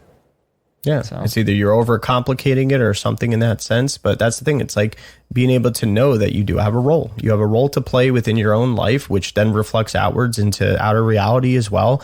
And that's one thing to manage and take care of and stuff. And it's not to sit here and have the realization or the awareness of being like, oh, okay, like, wow, I'm part in contributing to the fact that we're all just, all those more negative things that you were saying about those realizations about ourselves. Now, you could either take those realizations and self-destruct and have shame and guilt and all those lower vibrational emotions and stuff, or you could take that realization and do the work and transmute it into something that's going to be a lesson learned for you personally, and therefore you'll start to see, but you have to have faith in that way to see that when you take those realizations and get out of those lower vibrational emotions about them of shame and guilt and everything, and go to the fact of being like, you know what, I'm going to change this in this way and stuff about myself or whatever, and these are the ambitions it's going to lead me to and what it's going to do, then you'll start to see a better and clearer a way to your role in the world and the effect that you'll have on the world. So I think that wraps up Pluto Capricorn, that was breaking down of all those structures. Very much so. That was a good one. That was a good one. I think we come up with our best material when, we're not so focused just on the subject, and it's really the beauty of conversation. People, I don't think, right. Oh God, yeah. I mean, that's totally, and dude, what's funny? That goes even into some, back into the music and all that. And it's the same feeling. You write the best music when you're coming from that flow state. And, and a lot of the golden nuggets that come out of like us on this podcast, it always comes from an offshoot. All of a sudden we're just over here, but then, man, that was a good point. I wasn't even thinking about that today. It's beautiful. Well, when you're paying attention to the Pluto soul desire to return back to source, like we've said in the past episodes, you are tapping back into that source intuition. It's an intuition that it can't fail you. Only your own interpretation and perspective and your choices and stuff can fail you. But the message is there. It's always coming in, the information. And, and even though there is mistakes that are made and there's failure and it is an option at times, it does not mean that that's the end all be all. So with that being said, let us continue. Pluto Aqua. I'll take the stage on this one. And bro, by the way, I got some good stuff for some future podcasts. It's fucking really good. I definitely want to do another Age of Aquarius. Oh yeah. And actually, it's funny because with Pluto and Aquarius can be considered somewhat like the trigger. Like this potentially could be a time, because we're talking 2023 to 2044, and I mean, obviously, thinking about it, just without using symbols and astrology, think about what that could bring. Use your imagination. Obviously, we're going to see immense change, things we've never seen before. But yeah, so could be harboring in the new age as is, when a lot of people also have said the Saturn and Jupiter conjunction was kind of like, I think that was like the trigger point, and I think once we reach the end like of a Pluto, precursor, right? Or like, it's like flicking the tip, Yeah. Don't fucking flick my tip. Flick my tip. I'm going to kick you out. Specacta. All All right. So Pluto. So Pluto will briefly enter Aquarius between March and June of 2023. And it'll actually re-enter Capricorn for one last pass before shifting into Aquarius for good in January 2024. So when we come out of it, and it usually happens, it just happened right now with the Jupiter transit. Like, it went into Pisces and then it retrograded back into Aquarius. And I said that right? Pisces, and then went into So it went into Pisces, retrograded back into Aquarius. So with Pluto and a lot of these planets, they usually do that. They'll they'll retrograde back into the sign one last time. It's like I look at it always as, it's kind of like, it's like checking your pockets for your wallet and your keys, and you make sure that you got it all. And I think so when Pluto enters in Aquarius in 2023, we're going to see a glimpse. right? And then we're gonna have to check our pockets, check the wallet, check this. Okay, do I have everything? Okay, and then boop, we come into Aquarius for good in 2024. So at the final stage of Capricorn, we've said we're polarized between clinging to convention and the promise of the Aquarian freedom, because that's what Aquarius rules. It's humanity, it's freedom, it's the normal, the average Joe, I want to say. A good Aquarian story is Aladdin, by the way. So he's very Aquarian, the poor guy coming in and gaining the royalty, and he was behind when he fakes himself as being royalty, that really below he was that normal average Joe, and we're all kings and queens. That was kind of the story. So this tracks with the rise in mainstream conversation regarding topics that Aquarian subsets of the population have had for years. Issues of racial inequality, gender identity, prison abolition, and defunding the police are all in the talk in every town, and that's the Capricorn. But now coming into Aquarius, remember, they're both Saturn ruled. They meet on equal footing in their fondness of the skepticism. So it's not like, I think it won't be all... Like, we leave Capricorn, there's still a lot more work to do. So, and I don't expect amazing things till probably the late 2030s. Yeah. And that whole, it's funny, real quick, just that whole, Pluto going into Aquarius and then retrograding for a bit back into Capricorn, right? Yeah. So when it's almost like that whole thing. It's like, we've sat there and, we've gone through the mud and the muck that's we stepped in it and it was holding us down and everything and stuff, and we kind of got out of it. But then it's almost like that retrograde back into Capricorn. It's like maybe you step in another pile or whatever, and you're just shaking off the rest because it's weighing down your legs and stuff, and then you proceed back forward and stuff. Exactly. And that's the way, I love that, and I've always been good with analogies. And that is putting it simply. That I think is the best way. I want to get to that point with everything I learn and what I could bring to people, and then people should feel the same way. Like bring to tickle your fancy. Well, that right. Well, and then but my thing is, and it's funny. I was telling my grandmother this. I go, because she's walking around Trump's going back and JFK and Marilyn Monroe's under a bridge. Yeah. In Chicago, insane. Meaning how detailed some of these truthers could get. But by explaining something to somebody, you must explain it to them on their level of mind. So that's how you simplify. Use an analogy. When I was first teaching Gallo music, right, I was comparing everything to lifting weights. It was always you have to put, you're not going to go to the gym the first day and pump out this, and you got to do it slow first, and you got to pray. And I use an analogy that he understood. It was his level of mind at the time.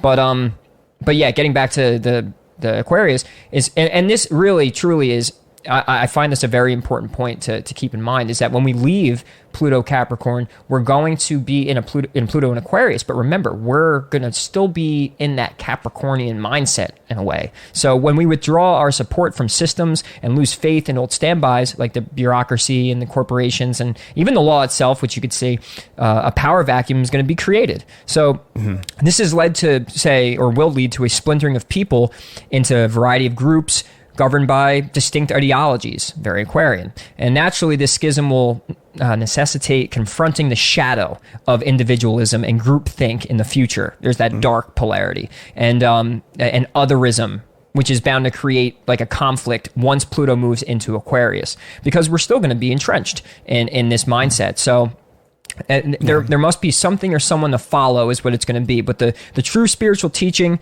of Capricorn, it lies in our acknowledgement of personal responsibility. Let's hold on to that. Let's find out who we are, and then onto the more so conventional, and get out of the outdated institutions and basically jump into this new way of achieving happiness, liberation, and rest. And that's what I can't wait for, is that even though Aquarius really isn't rest, more so rest from this outdated topic of government and structure. It's let's get the fuck on already. Of it. Yeah. So, no, you're good. Yeah. Take the lead. I thought you were going to say something. No, I have plenty more. I want to hear what you have to say. Yeah. So, just another thing with going over, just even understanding that whole Pluto and Aquarius thing, it just also this, when Pluto goes into Aquarius, it'll be the first time in about 243 years. Last time Pluto was in Aquarius was during the French and American Revolution, and it was also between 1778 and 1798. where it was a period of massive change all over the world. It was the beginning mark of what would grow into an innovative industrial progression forwards, which we know Aquarius a lot of times goes along with innovation and stuff in that way and revolution. But when you could also look at it this way, that the American Constitution was ratified during this time, and the words "we the people" are perhaps the first modern expression of the Aquarius entity. It was also in 1783 when Uranus, the ruler of Aquarius, was discovered. And the strange axis tilt of Uranus was under speculation, which led to the deeper exploration of the cosmos and what was causing the tilt, which eventually leads to discovering Pluto. But even just that whole deeper conscious exploration forward on a universal standpoint, the innovation of industrial progression and all that, that's a good precursor to all this stuff. All this shit. I'll say it for all you. this shit. Pluto and Aquarius will expose what is rotten, because that's Pluto, and it'll expose it in our society as a whole and universal principles, Aquarius, so that we can build a better structure and infrastructure for everyone here on Earth, especially with the whole Pluto Capricorn bringing all of those structures down, in a sense. Pluto and Aquarius will initially expose what is no longer working in society, our systems, our routines, and multiple complex networks through the minds of humanity, though. And like with any Pluto transit, it won't be pretty at first. But this process of a complete overhaul of the very fabric of society is very much needed, and it will be totally worth the intrusive workings of the Plutonic transformation. What the results will be a more resilient, autonomous society that can self-regulate and quickly adapt to circumstances, with the emphasis on we and a focus on the power or powerlessness of the people. And that depends on us individually as well. So it's the individual that needs to come to develop that. If you want to look at the axis, which we'll talk about that of Leo, and finding that in identity within ourselves and bringing it out forward with the groups, with the friends, with that, that whole community humanitarian aspect as well. Other than that, I mean, we of course we're saying Age of Aquarius. That's, it's a big definition for it. I think that's going to be a bigger definition than the Saturn Jupiter conjunction. Mm-hmm. But I mean, Yep. Yeah, I agree. And as far as the characteristics of it, though, it's like there's a behavior ranging from being extremely antisocial to following the crowd to rapidly defending tradition, and having intrinsic feelings of being different or rebellious. There's obsession that could come, compulsive thought patterns. Like I said before, innovation, being unique or considered unique, or creative as well, depending on the balance of that nature. There's also a good, strong, vital, it could also be, as an individual, a good, strong, vital friend with deep involvement and loyalty or seeking it. And that could be good or bad, which we'll get into and stuff. But there's just that reform, the seek and change in universal situations. There's cycles of detachment within cycles of intense focus upon a person's own self. And of course, potential for sudden and erratic behavior, iconoclastic, hard to really know or define correctly, more so of a person who's aloof, maybe even promiscuous, since we're dealing with a bunch of, outer world and people and stuff. And there's definitely, I think, people may experience with Pluto and Aquarius this vulnerability to separation and feeling sorrow and even death, death of friends or loved ones. And who knows, maybe it's that the action Jackson that causes that as well, especially with weird, scientific experiments and stuff like that. That's also an Aquarian thing. It's like weird, and especially with Pluto, it's like deep, weird, genetics too, DNA would also be considered, an aspect of, or Pluto. I'm sorry, wait, what am I saying? Yeah, of Pluto, of even Scorpionic. But, there can be that thing, and who knows how that can turn out. Ray knows how I feel about that, and I'll tell you guys too if you want to hear. But I think you could break that down a little bit, yeah. Of course, but unless you'd like to assess that at the moment. I mean, maybe if it comes back up again. Right now, I'd rather just move forward. All right, we'll leave it there, kind of. All right, we'll leave it there. Yeah, exactly. Leave it there, and I'm sure it'll come up more eventually. But if you need to know, Gio's number is 245. No, I'm just kidding. But I definitely can see, and I know your shit with that, but more so too is like with Pluto coming in and with, it's like funny with the symbolism of DNA. It's like, come on, you can't see it. Like that our DNA is being tampered. But I think it goes deeper than that. I don't think it's just say the 5G, the Jacksonation. I think our DNA is being transformed by frequency. And I think that's what I like. Everyone's always so quick to go to the conspiracy, to go to the cabal, and that stuff's there. We get it. Like obviously, it's not getting us really far by knowing it. Like he's the fucking bad guy. Like he's the dude that puts his finger in little kids' buttholes, and that's the guy that drinks blood and adrenochrome. Okay, all right, we got it. So what do we do? Nothing, because we don't have the proof. But what I love, like the aspect of seeing it happen naturally, like, hey, these things are happening on a universal level through the symbolism, like nature's talking to us. So like, what if they're trying to shut that down maybe? Well, that could absolutely be a possibility. The darkness is always working against the light, right? So, and maybe with a lot of, because a lot of those higher ups, they really do know this stuff. They they have their secret societies. They worship certain things that relate to the planets and I mean, God, man, if you're you're one of the rich elite and this stuff, I mean, geez, of course you're going to do things to counteract so your power doesn't get taken away. Yeah. So I mean, I definitely could see that, but there always is a natural order, or say a natural story on the other end. We could focus on the conspiracies. We could focus on the bad people doing things. But okay, you go, the DNA is being altered, and it could be because of the Jacksonation, the jabba dabba doo. And but then there also shit in the air, food, water. We know that already. But that's the thing that still relates to the more conspiracy-based things, kind of. And they're I'm not saying they're not true; they are. But what people are missing, and the beauty of the astrological knowledge, once more, and probably a million more times, is that the frequency belt, we're going through a photon belt, and this is proven, that we're going through a photon belt, right? And the Schumann's resonance is flaring up. And, Gary has anxiety because of solar flares.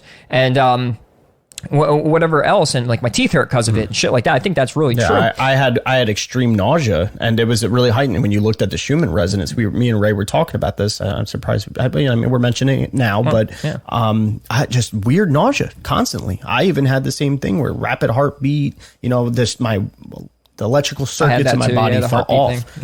Yeah. So I mean, there you go. It's like there are natural occurrences happening. Well, that's what people are missing, and who knows? Maybe the people that put the conspiracies out there, maybe there is some counter or some controlled opposition to get you to look at the darker story. Not only because it helps it manifest because you're focusing on it, but you're missing the real story. And what could that be? Oh, well, you could say the sharp little dingy is changing DNA, which and the food and all that. That's my best one so far. I like that one. I love sharp that one. What did you just say? Say it again. Dingy. The sharp little dingy. Yeah, we'll keep it at that.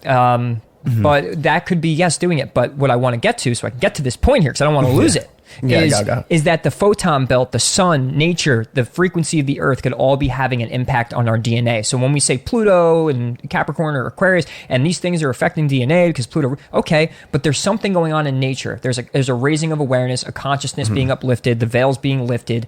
And I do think that when you look at a dark story or a conspiracy, don't forget to look at the bigger universal picture that this thing is supposed to be happening on the stage anyway, and there's a good side to it, and that something's working in our favor just as much as the dark, if not more, actually, than the dark.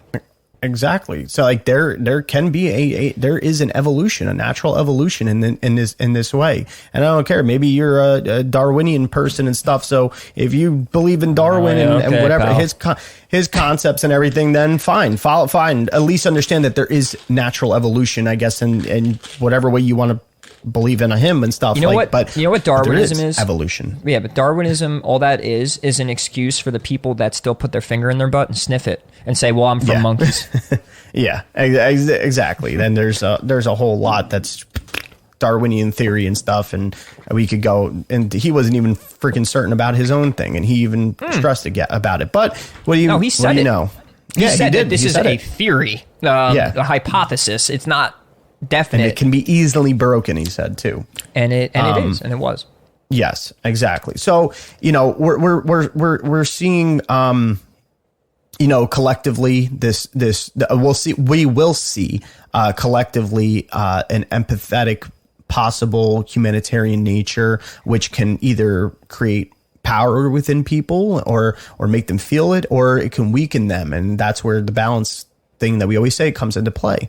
And a person, we can also have a sense of deeper understanding of darker views, whether they're exposed or whether they're our own. And there's just that great emphasis to humanitarian and freedom loving qualities and expression. And like I said before too, like there could come deep and or dark, unimaginable innovations or scientific discoveries. And this is what I was saying to you earlier that I said I was going to pull out. I saw an article on Facebook, and this is the second time I've seen the article, is that they're trying to, how do you even say this? Revive the woolly mammoth. Oh, yeah. I mean, I caught a glimpse of that, but yep. Yeah. And it's a high possibility. I would not be shocked, and maybe I'll say it here, that during Pluto and Aquarius, that'll come about. That'll come about because that is weird scientific shit. And Plutonian, where we're talking about death and rebirth. There was a death of woolly mammoths, and now we're trying to rebirth it and bring it back and everything. Keep that in mind, people. Yeah, so that's your. You heard it here first. That's my prediction. Your first call out. Let's see if you're. Yes. One for one. That one might take a little bit. You might. I'd think of a few more so you can get some kudos. I mean, I'm pretty sure in that span of 20 years, I could wait if I make it. You'll make it. But I think we'll make it. Yeah. But we also can see, whether it's individually or collectively, a warring rebellion. We already are seeing it kind of now, but who knows what level that could be taken to at that point as well. Right. And then just hidden universal knowledge of all things. There's an unveiling of shocking discoveries, hidden agendas showing. We're already seeing that now. Aliens as well. That whole thing, whichever way you want to see it and stuff, there could just be more of a coming about or understanding of it, or destruction of theories. And just strong vital forces within friends and within groups, deep involvement or desire to be involved, feeling the wanting to be part of the group, or even wanting to retract from it. But that can also lead to a more negative nature, or it can lead to being able to go into, like I said before, the whole more so the Leo archetype aspect of it, but to come back outward. That's that whole point of, like, wherever you're at, you got to figure out where you are on your own individual evolution. And are you moving outward right now? Okay, you need to learn what to take, what to experience, what lessons you need to learn on the outward movement, and you got to remember to come back in. Or maybe you need to go back in. Maybe you went too far out. Now you got to come back in. But no matter what, it's a back and forth of in and out of the center point. But somebody with Pluto and Aquarius, maybe during that time, those people that are maybe birthed. They're Bertha. Big Bertha. That are Big Bertha. That are birthed during that time, eventually may come to be very intuitive and an intelligent soul. Really maybe bringing forth the rebellious, revolutionary aspects, or even polyamorous. It's also, Pluto and Aquarius would be very transformative occult views and studies. And once again, I feel like we're already bringing that shit to the surface a little bit and stuff with the collapse of the Capricornian structures. And also somebody who had Pluto and Aquarius, you know, obviously we don't have that right now, but they could eventually be a pilot, a deep diver, researcher, submarine captain, deep earth excavator, even a computer hacker. Well, so those, yeah. I actually have a good way to give an example of what they're probably like, and I'm going to say because my North Node's in Aquarius. Sean has North Node in Aquarius. I have North Node in Aquarius. I think, and not just for me or just having Aquarius, I think people with, say, a nodal position or someone who has a strong representation of the sign can give the signals, can harbor in. And I think even the souls that do have that North Node Aquarius, or say even you have the North Node in Capricorn, right? Like to perfect, like who knows? Now, you were born after me, right? And that could be a timeline thing where I'm bringing in and harboring in with other souls the North Node Aquarius and having that Aquarian energy. And you could start seeing what a soul or someone who is focused in an Aquarian way to actually, you could see it in the person and their actions and stuff like that. How I'm about community, how I'm about, you know, gathering things, and I'm for the lower, you know, the guys lower on the scale, like, you know, someone who's not this rich celebrity, and I want to have even just the average Joe get somewhere and become something, and we could be a whole.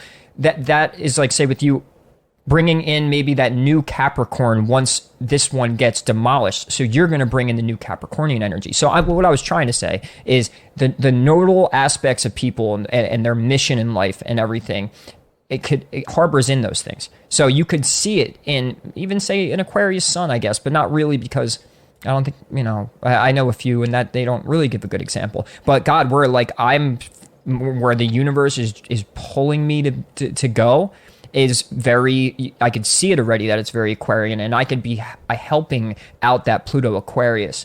You know what I mean? Because if you think, right? Dude, it's so crazy how it lines. Yeah. I could validate that though, because of the fact that it's like, okay, ready? We're Pluto. It's been Pluto Capricorn. I was instilled with very Capricornian ways of viewing things, whether they're in my own life or just life in general, about public life, all this stuff, career and everything. And you've seen my journey and my transformation, but I need to feel that a pull forward. And that's what I've been working on to build now. And that's a perfect way to put it, because it's exactly, it goes along with what my point is you're going to now, because your soul mission is involved in such Capricornian things, it's a big focus for you. It's where you're going to develop naturally, if you follow your soul journey, a Capricornian base to your life. You're going to be in that, and that's where your soul's heading. So when the world and its Capricornian ways have been mangled up and that doesn't exist anymore, it's going to be souls like you and in your little 2-year age group of Capricorn North Node to course correct that Capricorn energy, right? So now we're coming into Pluto Aquarius. Just as Pluto is coming into Aquarius, we're going to be those ones that help out that area. We're going to be, and you see how it all lines up? You're talking about someone who's 31 years old, was born that long ago, and now when this time's coming in, when this planet's coming into the sign, it plays out to the story. And then as soon as, because we're leaving Pluto Capricorn, and the shit's going to be destroyed with the way the Capricorn energy was, it's going to be people like you who would take, it's like, well, look, holy shit, we have no more structure. This shit's too Aquarian. All our old ways are gone, and it's going to take your souls to actually come in. And I'm telling you, I've been trying to put it together, and I will figure it out. It's a great, it's great. That was a new awareness for me. The story is being played out, and it's like, what's your role in it? And so when you can use astrology like that to how through this conversation, we've realized that our traditions and everything Capricornian will be mangled up. And then you have in your personal individual chart, but being basically 30 years old, 30 years ago you were born, but you're a soul from then that comes in now as this transit comes to play the purpose, to come in and fill in that void, to course correct, everything like that. And I've always felt pulled to Aquarius. I mean, God, my bedroom up in Jersey, dude, that blue, that Aquarian blue, right? Like I've been, my one of my best CDs I've ever released as a musician was dark blue. And then on top of that, my mom's an Aquarius. Like Aquarian energy always playing out in my life and pulling me towards that. And now I'm developing it. And now I'm going to be probably part of the story when it comes to harboring in and helping that Pluto Aquarius, rebirth. Exactly. No, I mean, I could definitely see that. Like, especially now,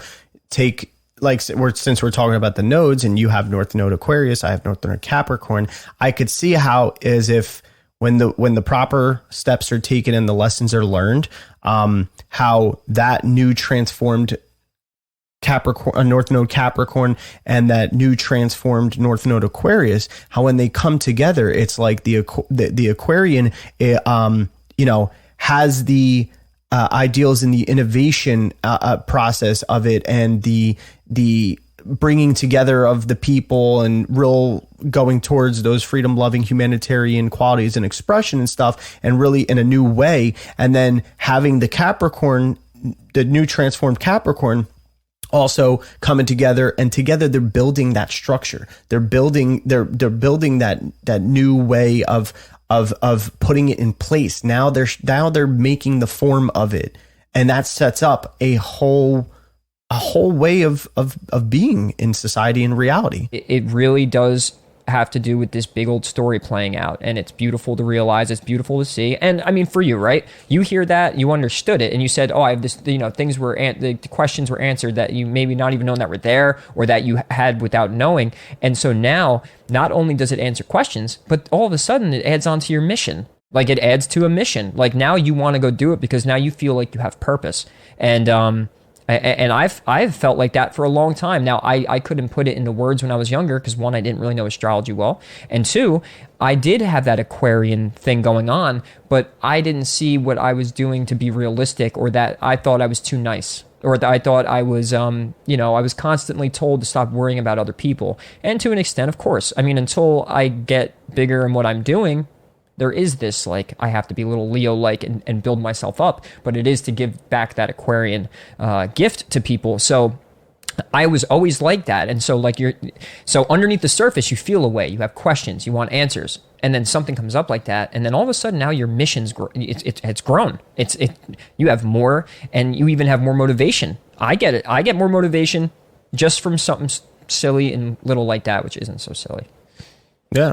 Exactly. It just helps you along the way. So, once again, stress, and don't sleep on it. Don't sleep on this shit. But, so moving forward, even with, we're talking Pluto and Aquarius, there's emotional responses, and desires that'll come from this as well. And there's a lot to learn from it. So, those Pluto and Aquarius, those people will have been learning and desiring to break free from crystallized and outmoded forms of self-identification, as reflected through the composite effect of society, parents, friends, groups, or anything else by which the person was influenced in their early years. So there's an evolutionary intent to shed the skins of the past. Pluto and Aquarius will help you find your true power. Not a power that seeks to control or take advantage of and win, but a power that seeks to express one's truth in a way that serves the best interest of humanity at large, like we were just saying. And it's the Aquarian revolution. It doesn't have to be like revolution the way we think about it, but it can be. But it's the Aquarian revolution that will eventually democratize our society. Pluto and Aquarius is that freedom we can only find when we take responsibility for our lives and become fully autonomous. It's the evolvement through unpredictability as well, and leaving behind everything that constitutes the past, this life or past lives. It's liberating. It's the liberation from past that we've learned of who we essentially are beyond cumulative influence of cultural association, parental input, or anything that we've been taught or led to believe. And it leads to the need to reject any situation that's arbitrary, that arbitrarily defines ourselves and how to be or how to act. So there's that sense of the rebelling and the needing to learn to deflect external limits or definitions that don't resonate to what we felt, what we felt that we are, or what we're trying to become.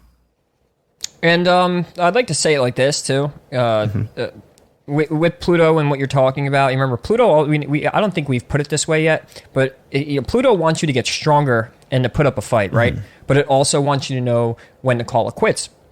Yeah. And to check your ego. Right. So his role is to keep the engine of the universe going by eliminating what can no longer sustain in life. You know, if something's rotten, Pluto will eliminate it and it will leave healthy space for it to grow. So all of these things you're saying, it's you could if you combine that, you know, like say at a personal level, Pluto's going to help you eliminate what's no longer working in your life. And helping you build resilience and true personal power. You know, personal power based on more of a deep understanding of yourself and the world around you. Now, at a society level, Pluto will eliminate what's corrupted and rotten so that the society can grow stronger and be more equipped to withstand difficult conditions. In Pluto Cap going into Aquarius, you can see it. And so if you combine that with the Aquarius energy, I must state, because I've done it for every sign, and now my Virgo says, say it. It's an air sign. It's a fixed air sign, right? And we know that air signs are concerned with communication and the intellect. And I'm a Gemini, right? So Gemini is that internal communication, right? So like I could like be talking here and then my twins like at the corner of the room looking at me talk and analyzing every little movement I'm doing with my hands and whatever. And that's how it works. It's fucking insanity. And I can't help it. And then we have the Libra, which is actually the one-on-one communication. Those are the other two air signs. Now we take Aquarius. It's a collective sign. So it rules one-to-many and many-to-many communication. And that's why the internet, social media, they're all ruled by Aquarius. And Aquarius wants to bring the light of knowledge to as many people as possible. North Node Aquarius. Communication is also not only verbal communication, but in general, it's the distribution of thoughts, words, energy, people, resources. And it's interesting that even in the human body, Aquarius rules the circulatory system. So it makes sure that information, resources, energy gets distributed and shared where they need. So it's so nuts how when you think about Facebook, God, it's even blue like Aquarius. Like it plays out in society, and when you know this stuff, you see it for what it is. So Aquarius also rules friends and groups of people. Organizations, committees, infrastructures, and councils are all Aquarian. Now, when I say infrastructure, we said Saturn rules structure, but Saturn rules Capricorn and Aquarius. Aquarius is infrastructure.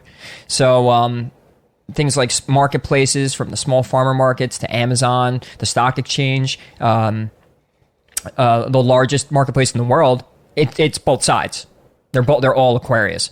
So because Aquarius rules these groups of people and society, we say that Aquarius rules society as a whole. So it is the society itself. And society is the sum of every individual, plus all the multiple interactions between these people. It's very complex. And so is Aquarius. I don't know if anyone, obviously, I think everyone out there knows an Aquarius, and we know how they are. My mother is one, and extremely, extremely complex and hard to understand, and I don't think I'll ever understand her. But, so yeah, I mean, you can see what to expect, and I would say for me, what my main focus is community. And obviously, because of the story playing out from Capricorn going into this sign, is that the old organizations, the corporate organizations, the things created by the system and the power, the things that have held power over us, they're going to be the things that die out. And the way the story plays in is this Aquarius comes in and it creates now we're going to have groups of people again. We're going to have organizations, but it's going to be it's not going to be the suits and ties anymore. It's going to be whatever you are. You will find your group. That's what's coming. But and it sucks because it's weird that life had created this way and that we have to go through some death process. We have to go through some pain, and it sucks, but it will be less painful if you just accept it for what it is and accept it. Just accept the truth. Like I'm telling you, humans are smart enough to know what the truth is right now. I don't care who you are listening right now, whoever you voted for, whatever religion, you know the truth. So, and the Aquarius is deep truth. Down, you can feel it. Yeah. You know, especially for the people that are going to end up being the ones who have Pluto in Aquarius, when they get to a certain point in their lives, and as they're going along their lives, they're going to learn. They'll start to learn, and this will reflect out in society and humanity as a whole. But they'll learn how to remove themselves and pull away from mainstream society, and to resist conditioning and or being defined by customs of society. And why I'm saying that for future references, obviously nobody has this Pluto in Aquarius, but because there's something to learn, and I'll get to that. But, they'll learn to view themselves and their power or powerlessness in a way beyond the confines of space and time, and develop objectivity and detachment. Now, you could go too far with detachment, but there's a reason to have some sort of detachment. And a prime example of it is what Ray says all the time as well, is that sometimes when you detach yourself from this, or like an emotional detachment from some sort of expectation of an outcome or something like that, you eliminate projecting some sort of way that something needs to be, and don't set yourself up for disappointment, and you also are better able to adapt in that way. That's why I say why I'm bringing this up about, even though we don't have that generation yet, it's something to still for us to learn in the Aquarian way. No matter what, we may have Aquarius somewhere in our chart, but no matter what, it makes up the whole, and it's a culmination of the astrology. It's Aquarius ruled by astrology as well. So, like, astrology is ruled by Aquarius. Said that the wrong way. Yeah, you're fine. I understood. I'm pretty sure they would have understood. So, yeah, if you didn't, then then you're just being a bitch. And these people may also be the ones that stand on the sidelines of human activity, viewing themselves and others from afar. Well, that I could vouch. I think if you have that, with North Node, because that feels right now. Like, family time, and even my dad's side of the family, very like, my grandfather was this big jazz musician, and we're these well-known musicians and whatever. That Leo, like the family and whatever, and it's like my soul has always pulled me towards detach. Go, you don't hate anybody. You love people. You love family. But there's always this like, no, but I belong in that detached state. And like, that's my point. Like, you see, like, I'm even already playing an example by being who I am. And I am who I am, not because I have some trauma and emotional issues. I love who I am and love what I do. And that detached state is where I feel at home. So it's very Aquarian. Absolutely. And like that, I mean, same thing goes for me. I mean, I have Saturn in Aquarius. Like, this is what I'm saying. By like, this applies to all in a sort of sense. In your own unique way, something right? That we can, in your own unique way, and something that we can learn from it. And it's, like for me, I have Saturn in Aquarius, also my Black Moon Lilith in Aquarius, and I could see how that shows up for me as well. The need to, to also detach from some sort of constriction of the reality in time and space, and to be able to further observe things on a more me with sun in ninth house type of way of seeing life, of seeing on that metaphysical or philosophical standpoint, when I have that removal and stuff, or even just the certain feminine aspects, or dealing with the feminine as well, or within the feminine of myself. It's those types of things. So that's why there's a need to still understand this, whether you're not Pluto in Aquarius, but for future references of what to expect, because we will be alive during that, most of us.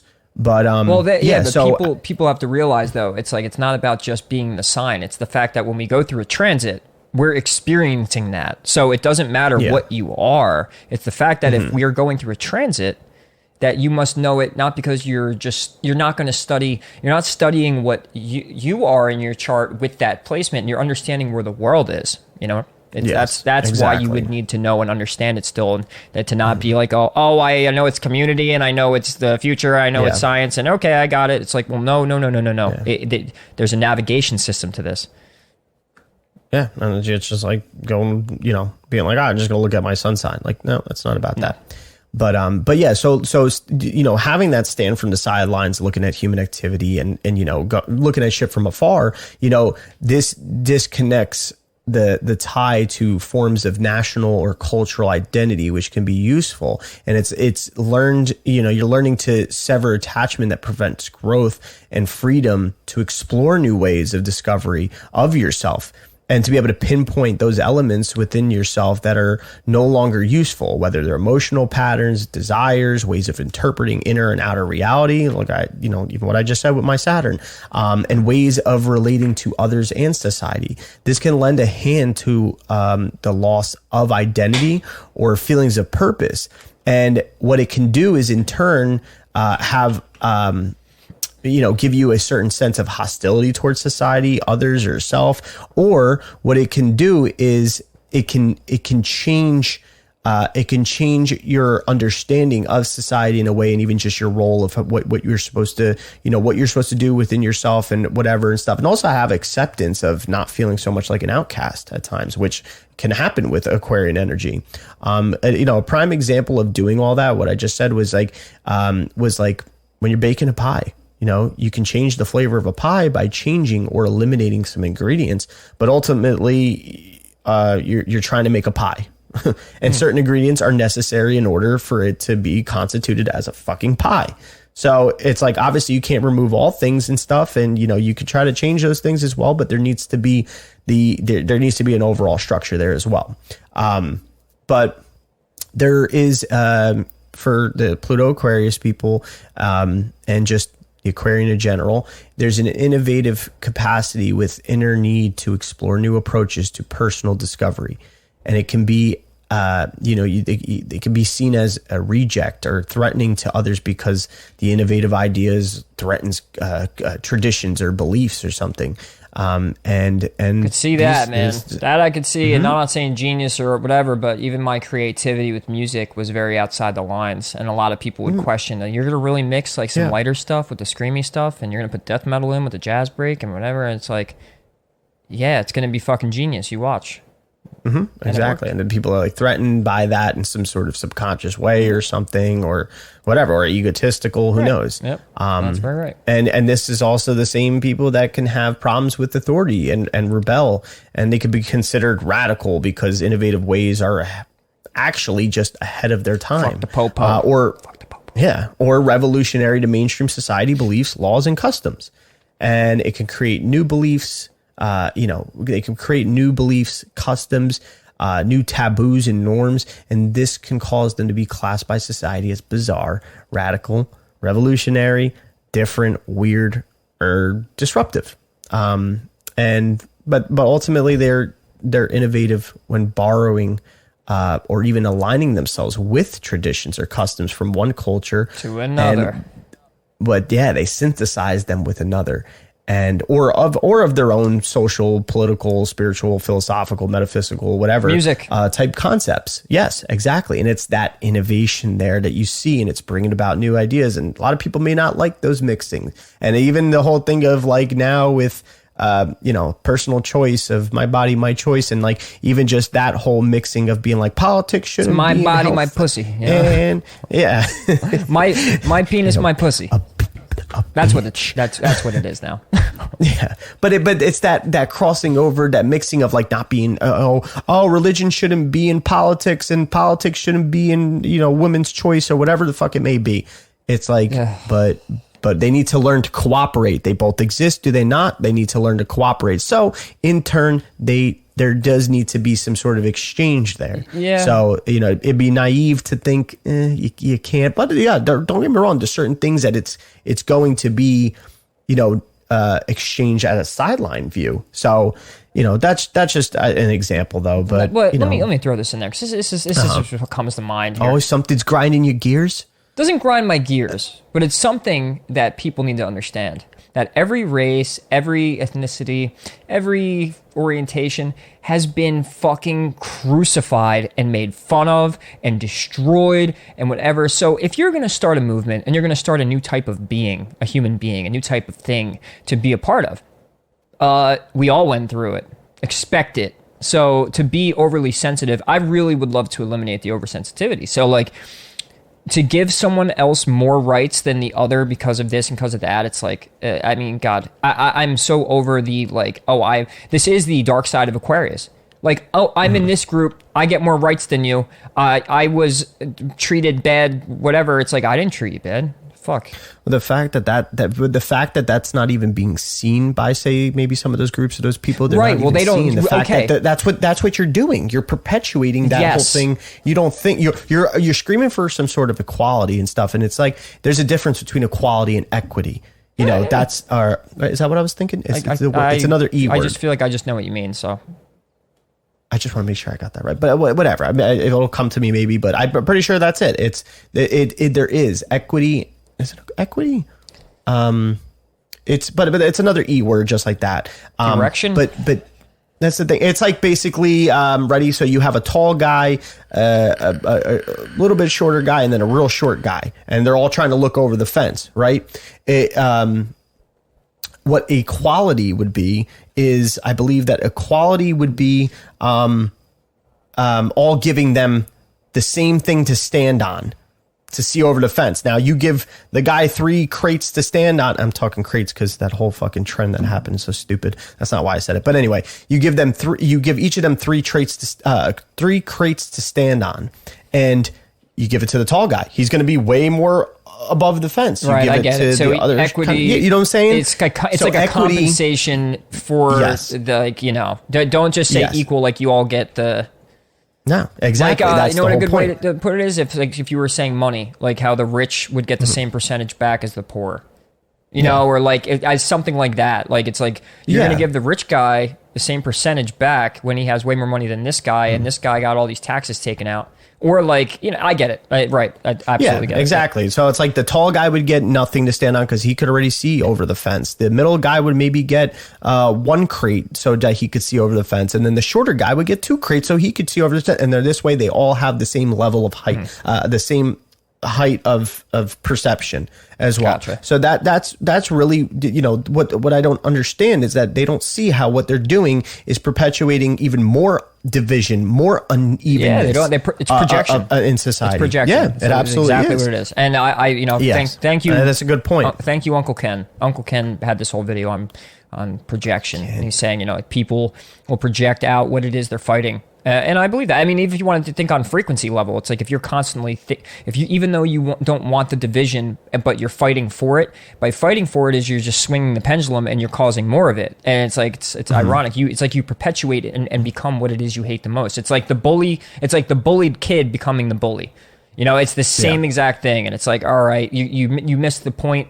But this is actually Aquarian topics. This is exactly it. Communities, groups, you know, the collective and how it comes together. So these are the things that you could look forward to. This is what we're going to have to deal with. You think it's going away even after CV's gone? No, will become more of a focus. Everything that's happened during this extended period of getting fucked and being, you know, treated the way we are is like once life comes back to at least somewhat of this normalcy where it's like you're not wearing a fucking, you know, a shit rag on your face and you're not, you know, sticking yourself with fucking GMOs. Diggity. What did I call it before? The wow, I forgot. Sharpity. No, some of the D. Yeah. The dinky. The dingy. I don't know. Okay, well, but sharp all that stuff is going to come back, and then everything also that happened with race and happened with this and what happened with politics. It's all going. That's going to be. It's what we're looking forward to, and it's like in the Aquarian Pluto era, we're going to have to deal with the death and the destruction of that now. So expect things probably to get more segregated and probably get more ridiculous. And that's just what it is. But if you know now you are prepared to understand what Aquarius is, what Pluto is, how the story's playing out is very important. I wanted to add too, because I picked this up before, that I had said that Aquarius has 2 ruling planets. Saturn is the traditional and Uranus is the modern ruler. Saturn gives Aquarius an interest in policymaking and a focus on building solid foundations for the future. Remember, Saturn or Capricorn is the past. If the cardinal sign of Capricorn, the other Saturn-ruled sign, represents the executive power, the president, the prime minister, or the CEO, Aquarius is the Congress, the supervisory boards, the unions, and all other entities where people get elected to represent a large group of people and quality control the executive power, right? So Aquarius being ruled by Uranus, which gives the Aquarius the drive to continuously challenge the status quo, make changes, and innovate. And Uranus being the planet of the sky, being for humanity, for something that's over all of humanity, watching over all of us. It sounds like God, don't it? Right? And it's funny because Saturn, the heavenly planet, heavenly father. Right. Yeah. So Aquarius being connected to all those sky-related topics, we got broadbands, air transportation, astronomy, astrology, electricity, Reiki, intergalactic communication, artificial intelligence. All of these things is what we get to look forward to, but not the airy-fairy, get ready, it's going to be a great ride. It's more so as, okay, how are we going to be able to transmute and integrate all of these things into society? But what is it in the old way that we have to eliminate to get that? And that's where we're at. That's where we're at in the story. And it's like to get to the point and learn what is wrong with what we're doing. It's like kind of like the quicker you accept the problem, the quicker you can solve it, right? Yeah, and that's the reason why we constantly are saying about the fact that no one or no thing is coming to save you. The only thing that's going to quote unquote save you is yourself and your connection to source, the source that drives you, the source energy that really is the initiation of why we're even here. So, I mean, and just the last thing that I want to say about the whole Pluto Aquarius thing is just that there's for those Pluto Aquarius people, or even just the times, there's a sense of dropping out of systems and institutions, and there's a becoming of seeming antisocial because there's a sense of loss of meaning in the role they play in society, because just society has to go through its own evolution. And then somebody who will have Pluto and Aquarius, more personally, they can be considered maybe an outlaw, hippie, subversive, and the more negative things, they could be vindictive and attempt to destroy or bring down people, groups, or old systems. So, yeah, and there's for me, right. Well, there's the polarity, and that's a good point. Is to throw in that there could be that dark side, but us bringing up those groups and taking advantage and not projecting out and causing more issues with what that Aquarian, like if they handled that the right way, and they allowed it to be as is and not take advantage, or at least and a lot of them probably are unconscious of what they're doing. So it's not like a lot of them are choosing it's unconscious. So what my last little spiel with this is, I'm going to read something I found, and I fascinating because it's another analogy, and really this is I stick by this because it's funny. I used the Aladdin metaphor before, and you could think of Jafar, right, as like the bad Capricorn, like the evil guy who wants to control and whatever.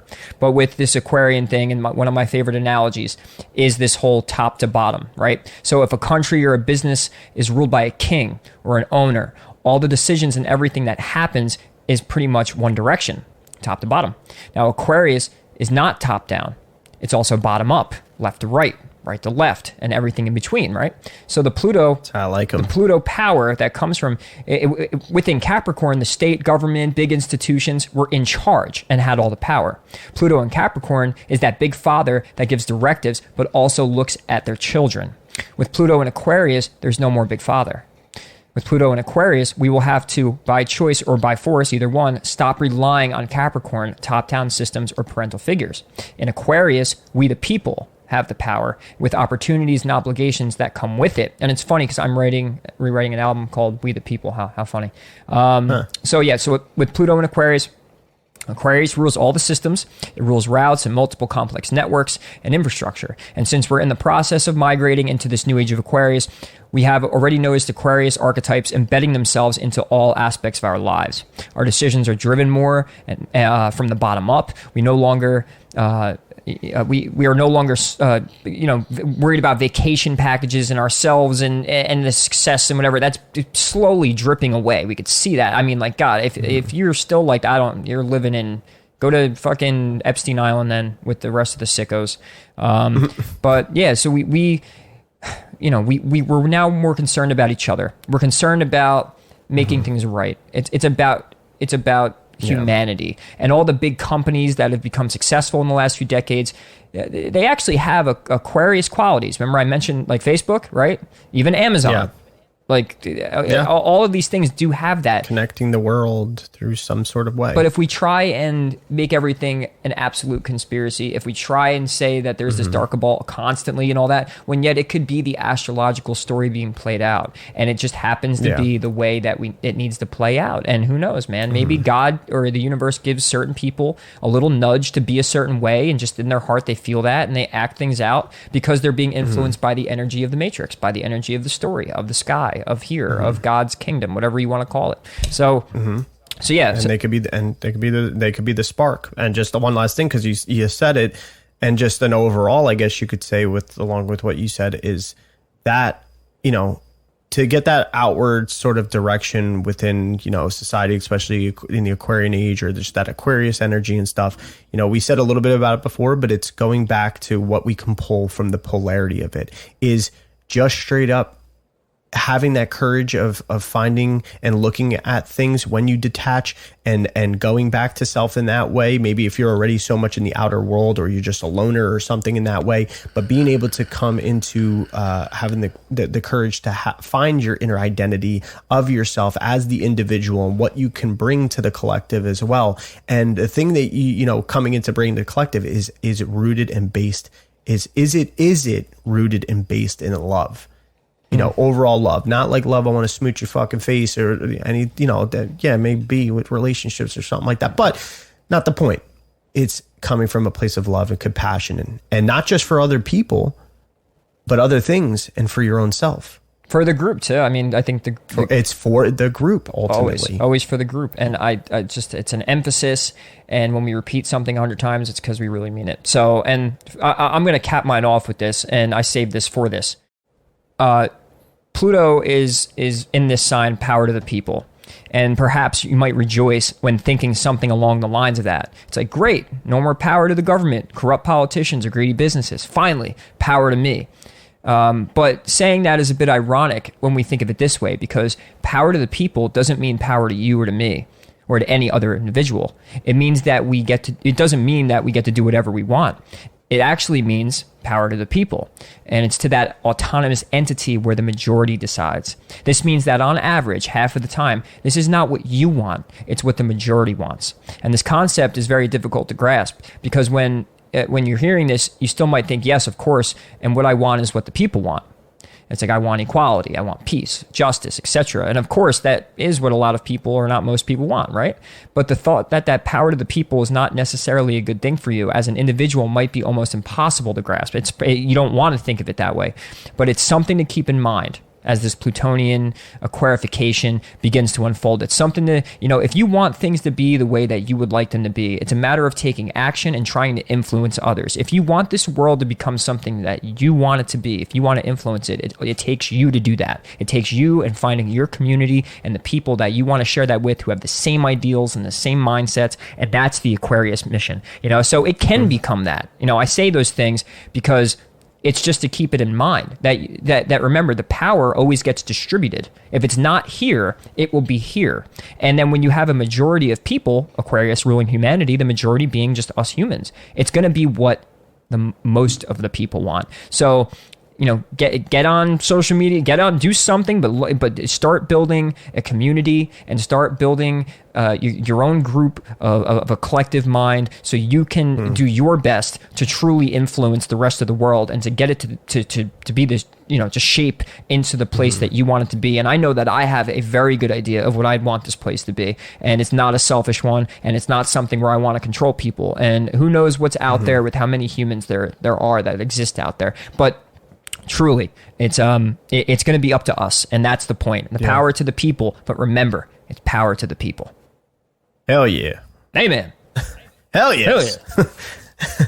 But yeah, maybe make your roundabouts to the other air signs, and kind of seeing how you could culminate those together and bring that trinity together as far as that.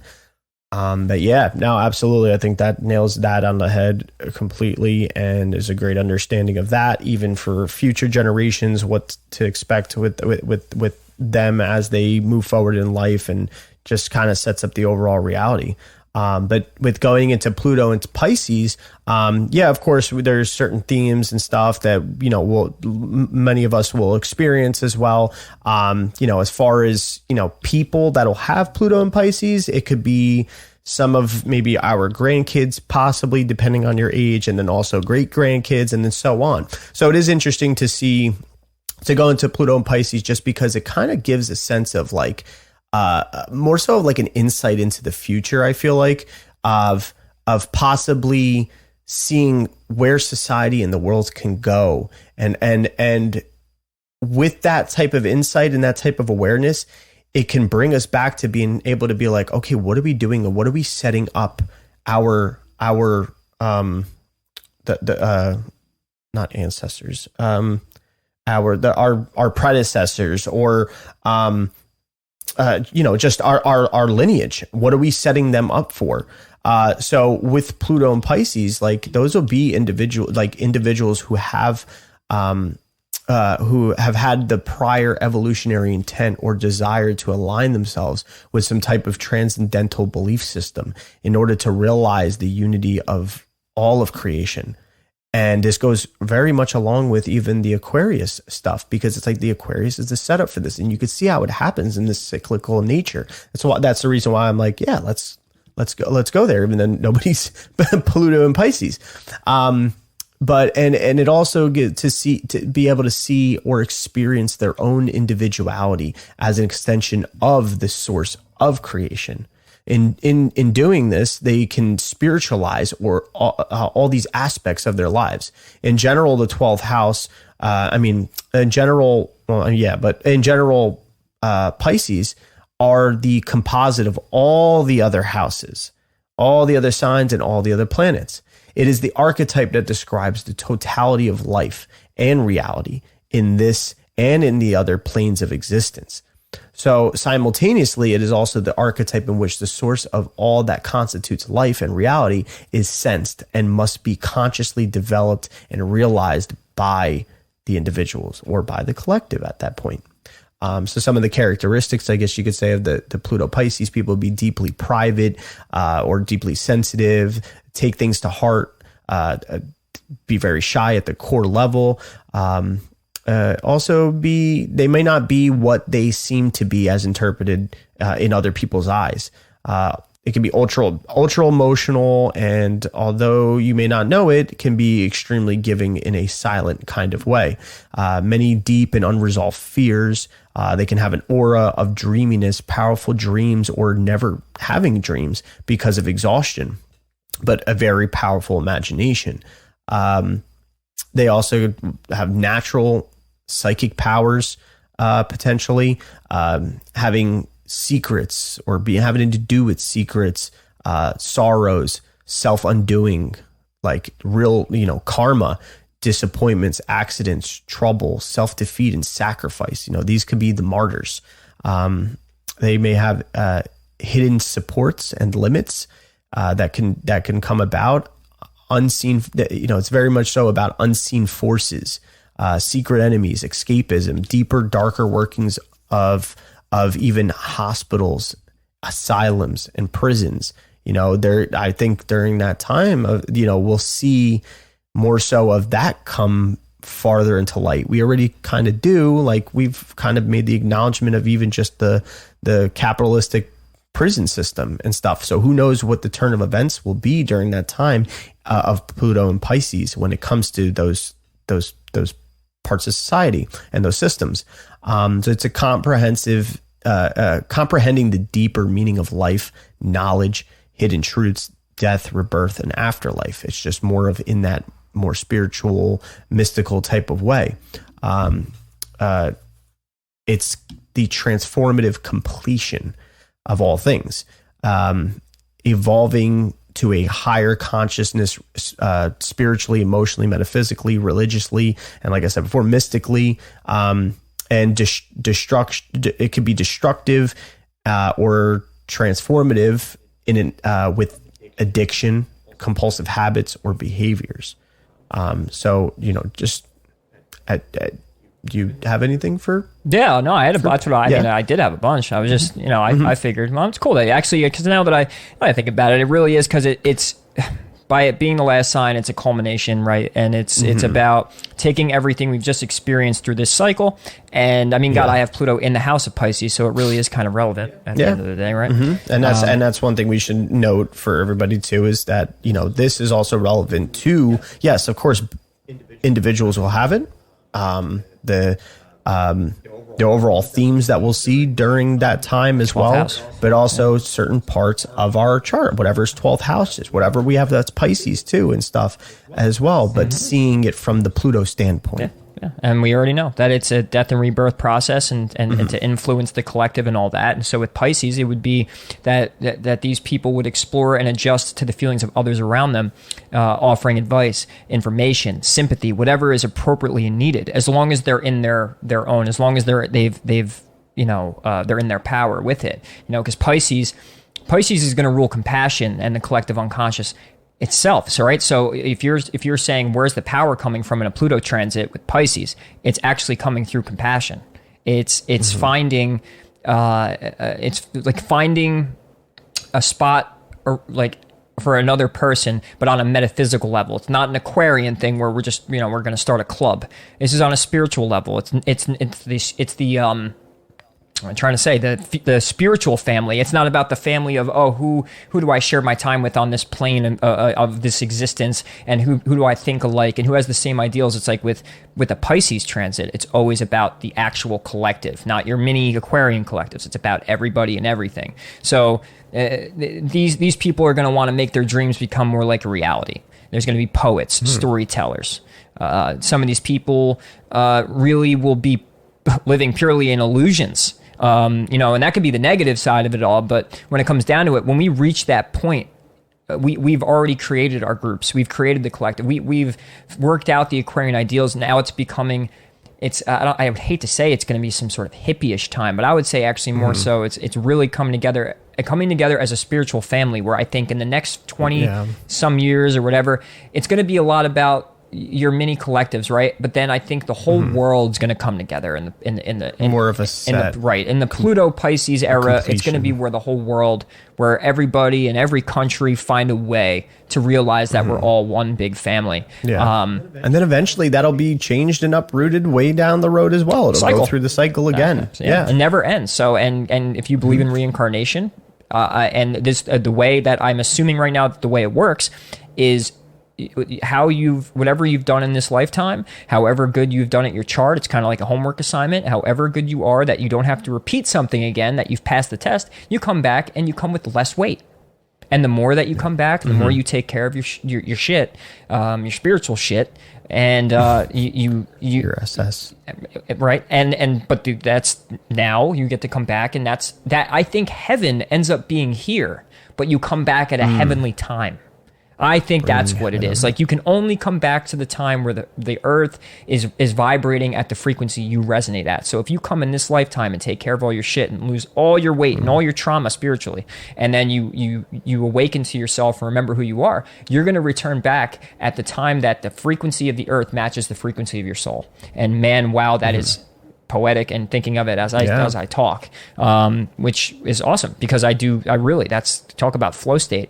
But to add on is, so those of us who are seeking the sweeping political change should be really mindful that I think around that time is when the political game, when all of this stuff truly, is finally settled. And so don't expect things to just become so Piscean, dreamy, one big happy family. We have a lot of work to do, but this is where humanity's heading, and it's actually a beautiful thing. And it's always the story. It's in the story of how energy travels down to the single vibration is telling the same exact story as the big collective vibration.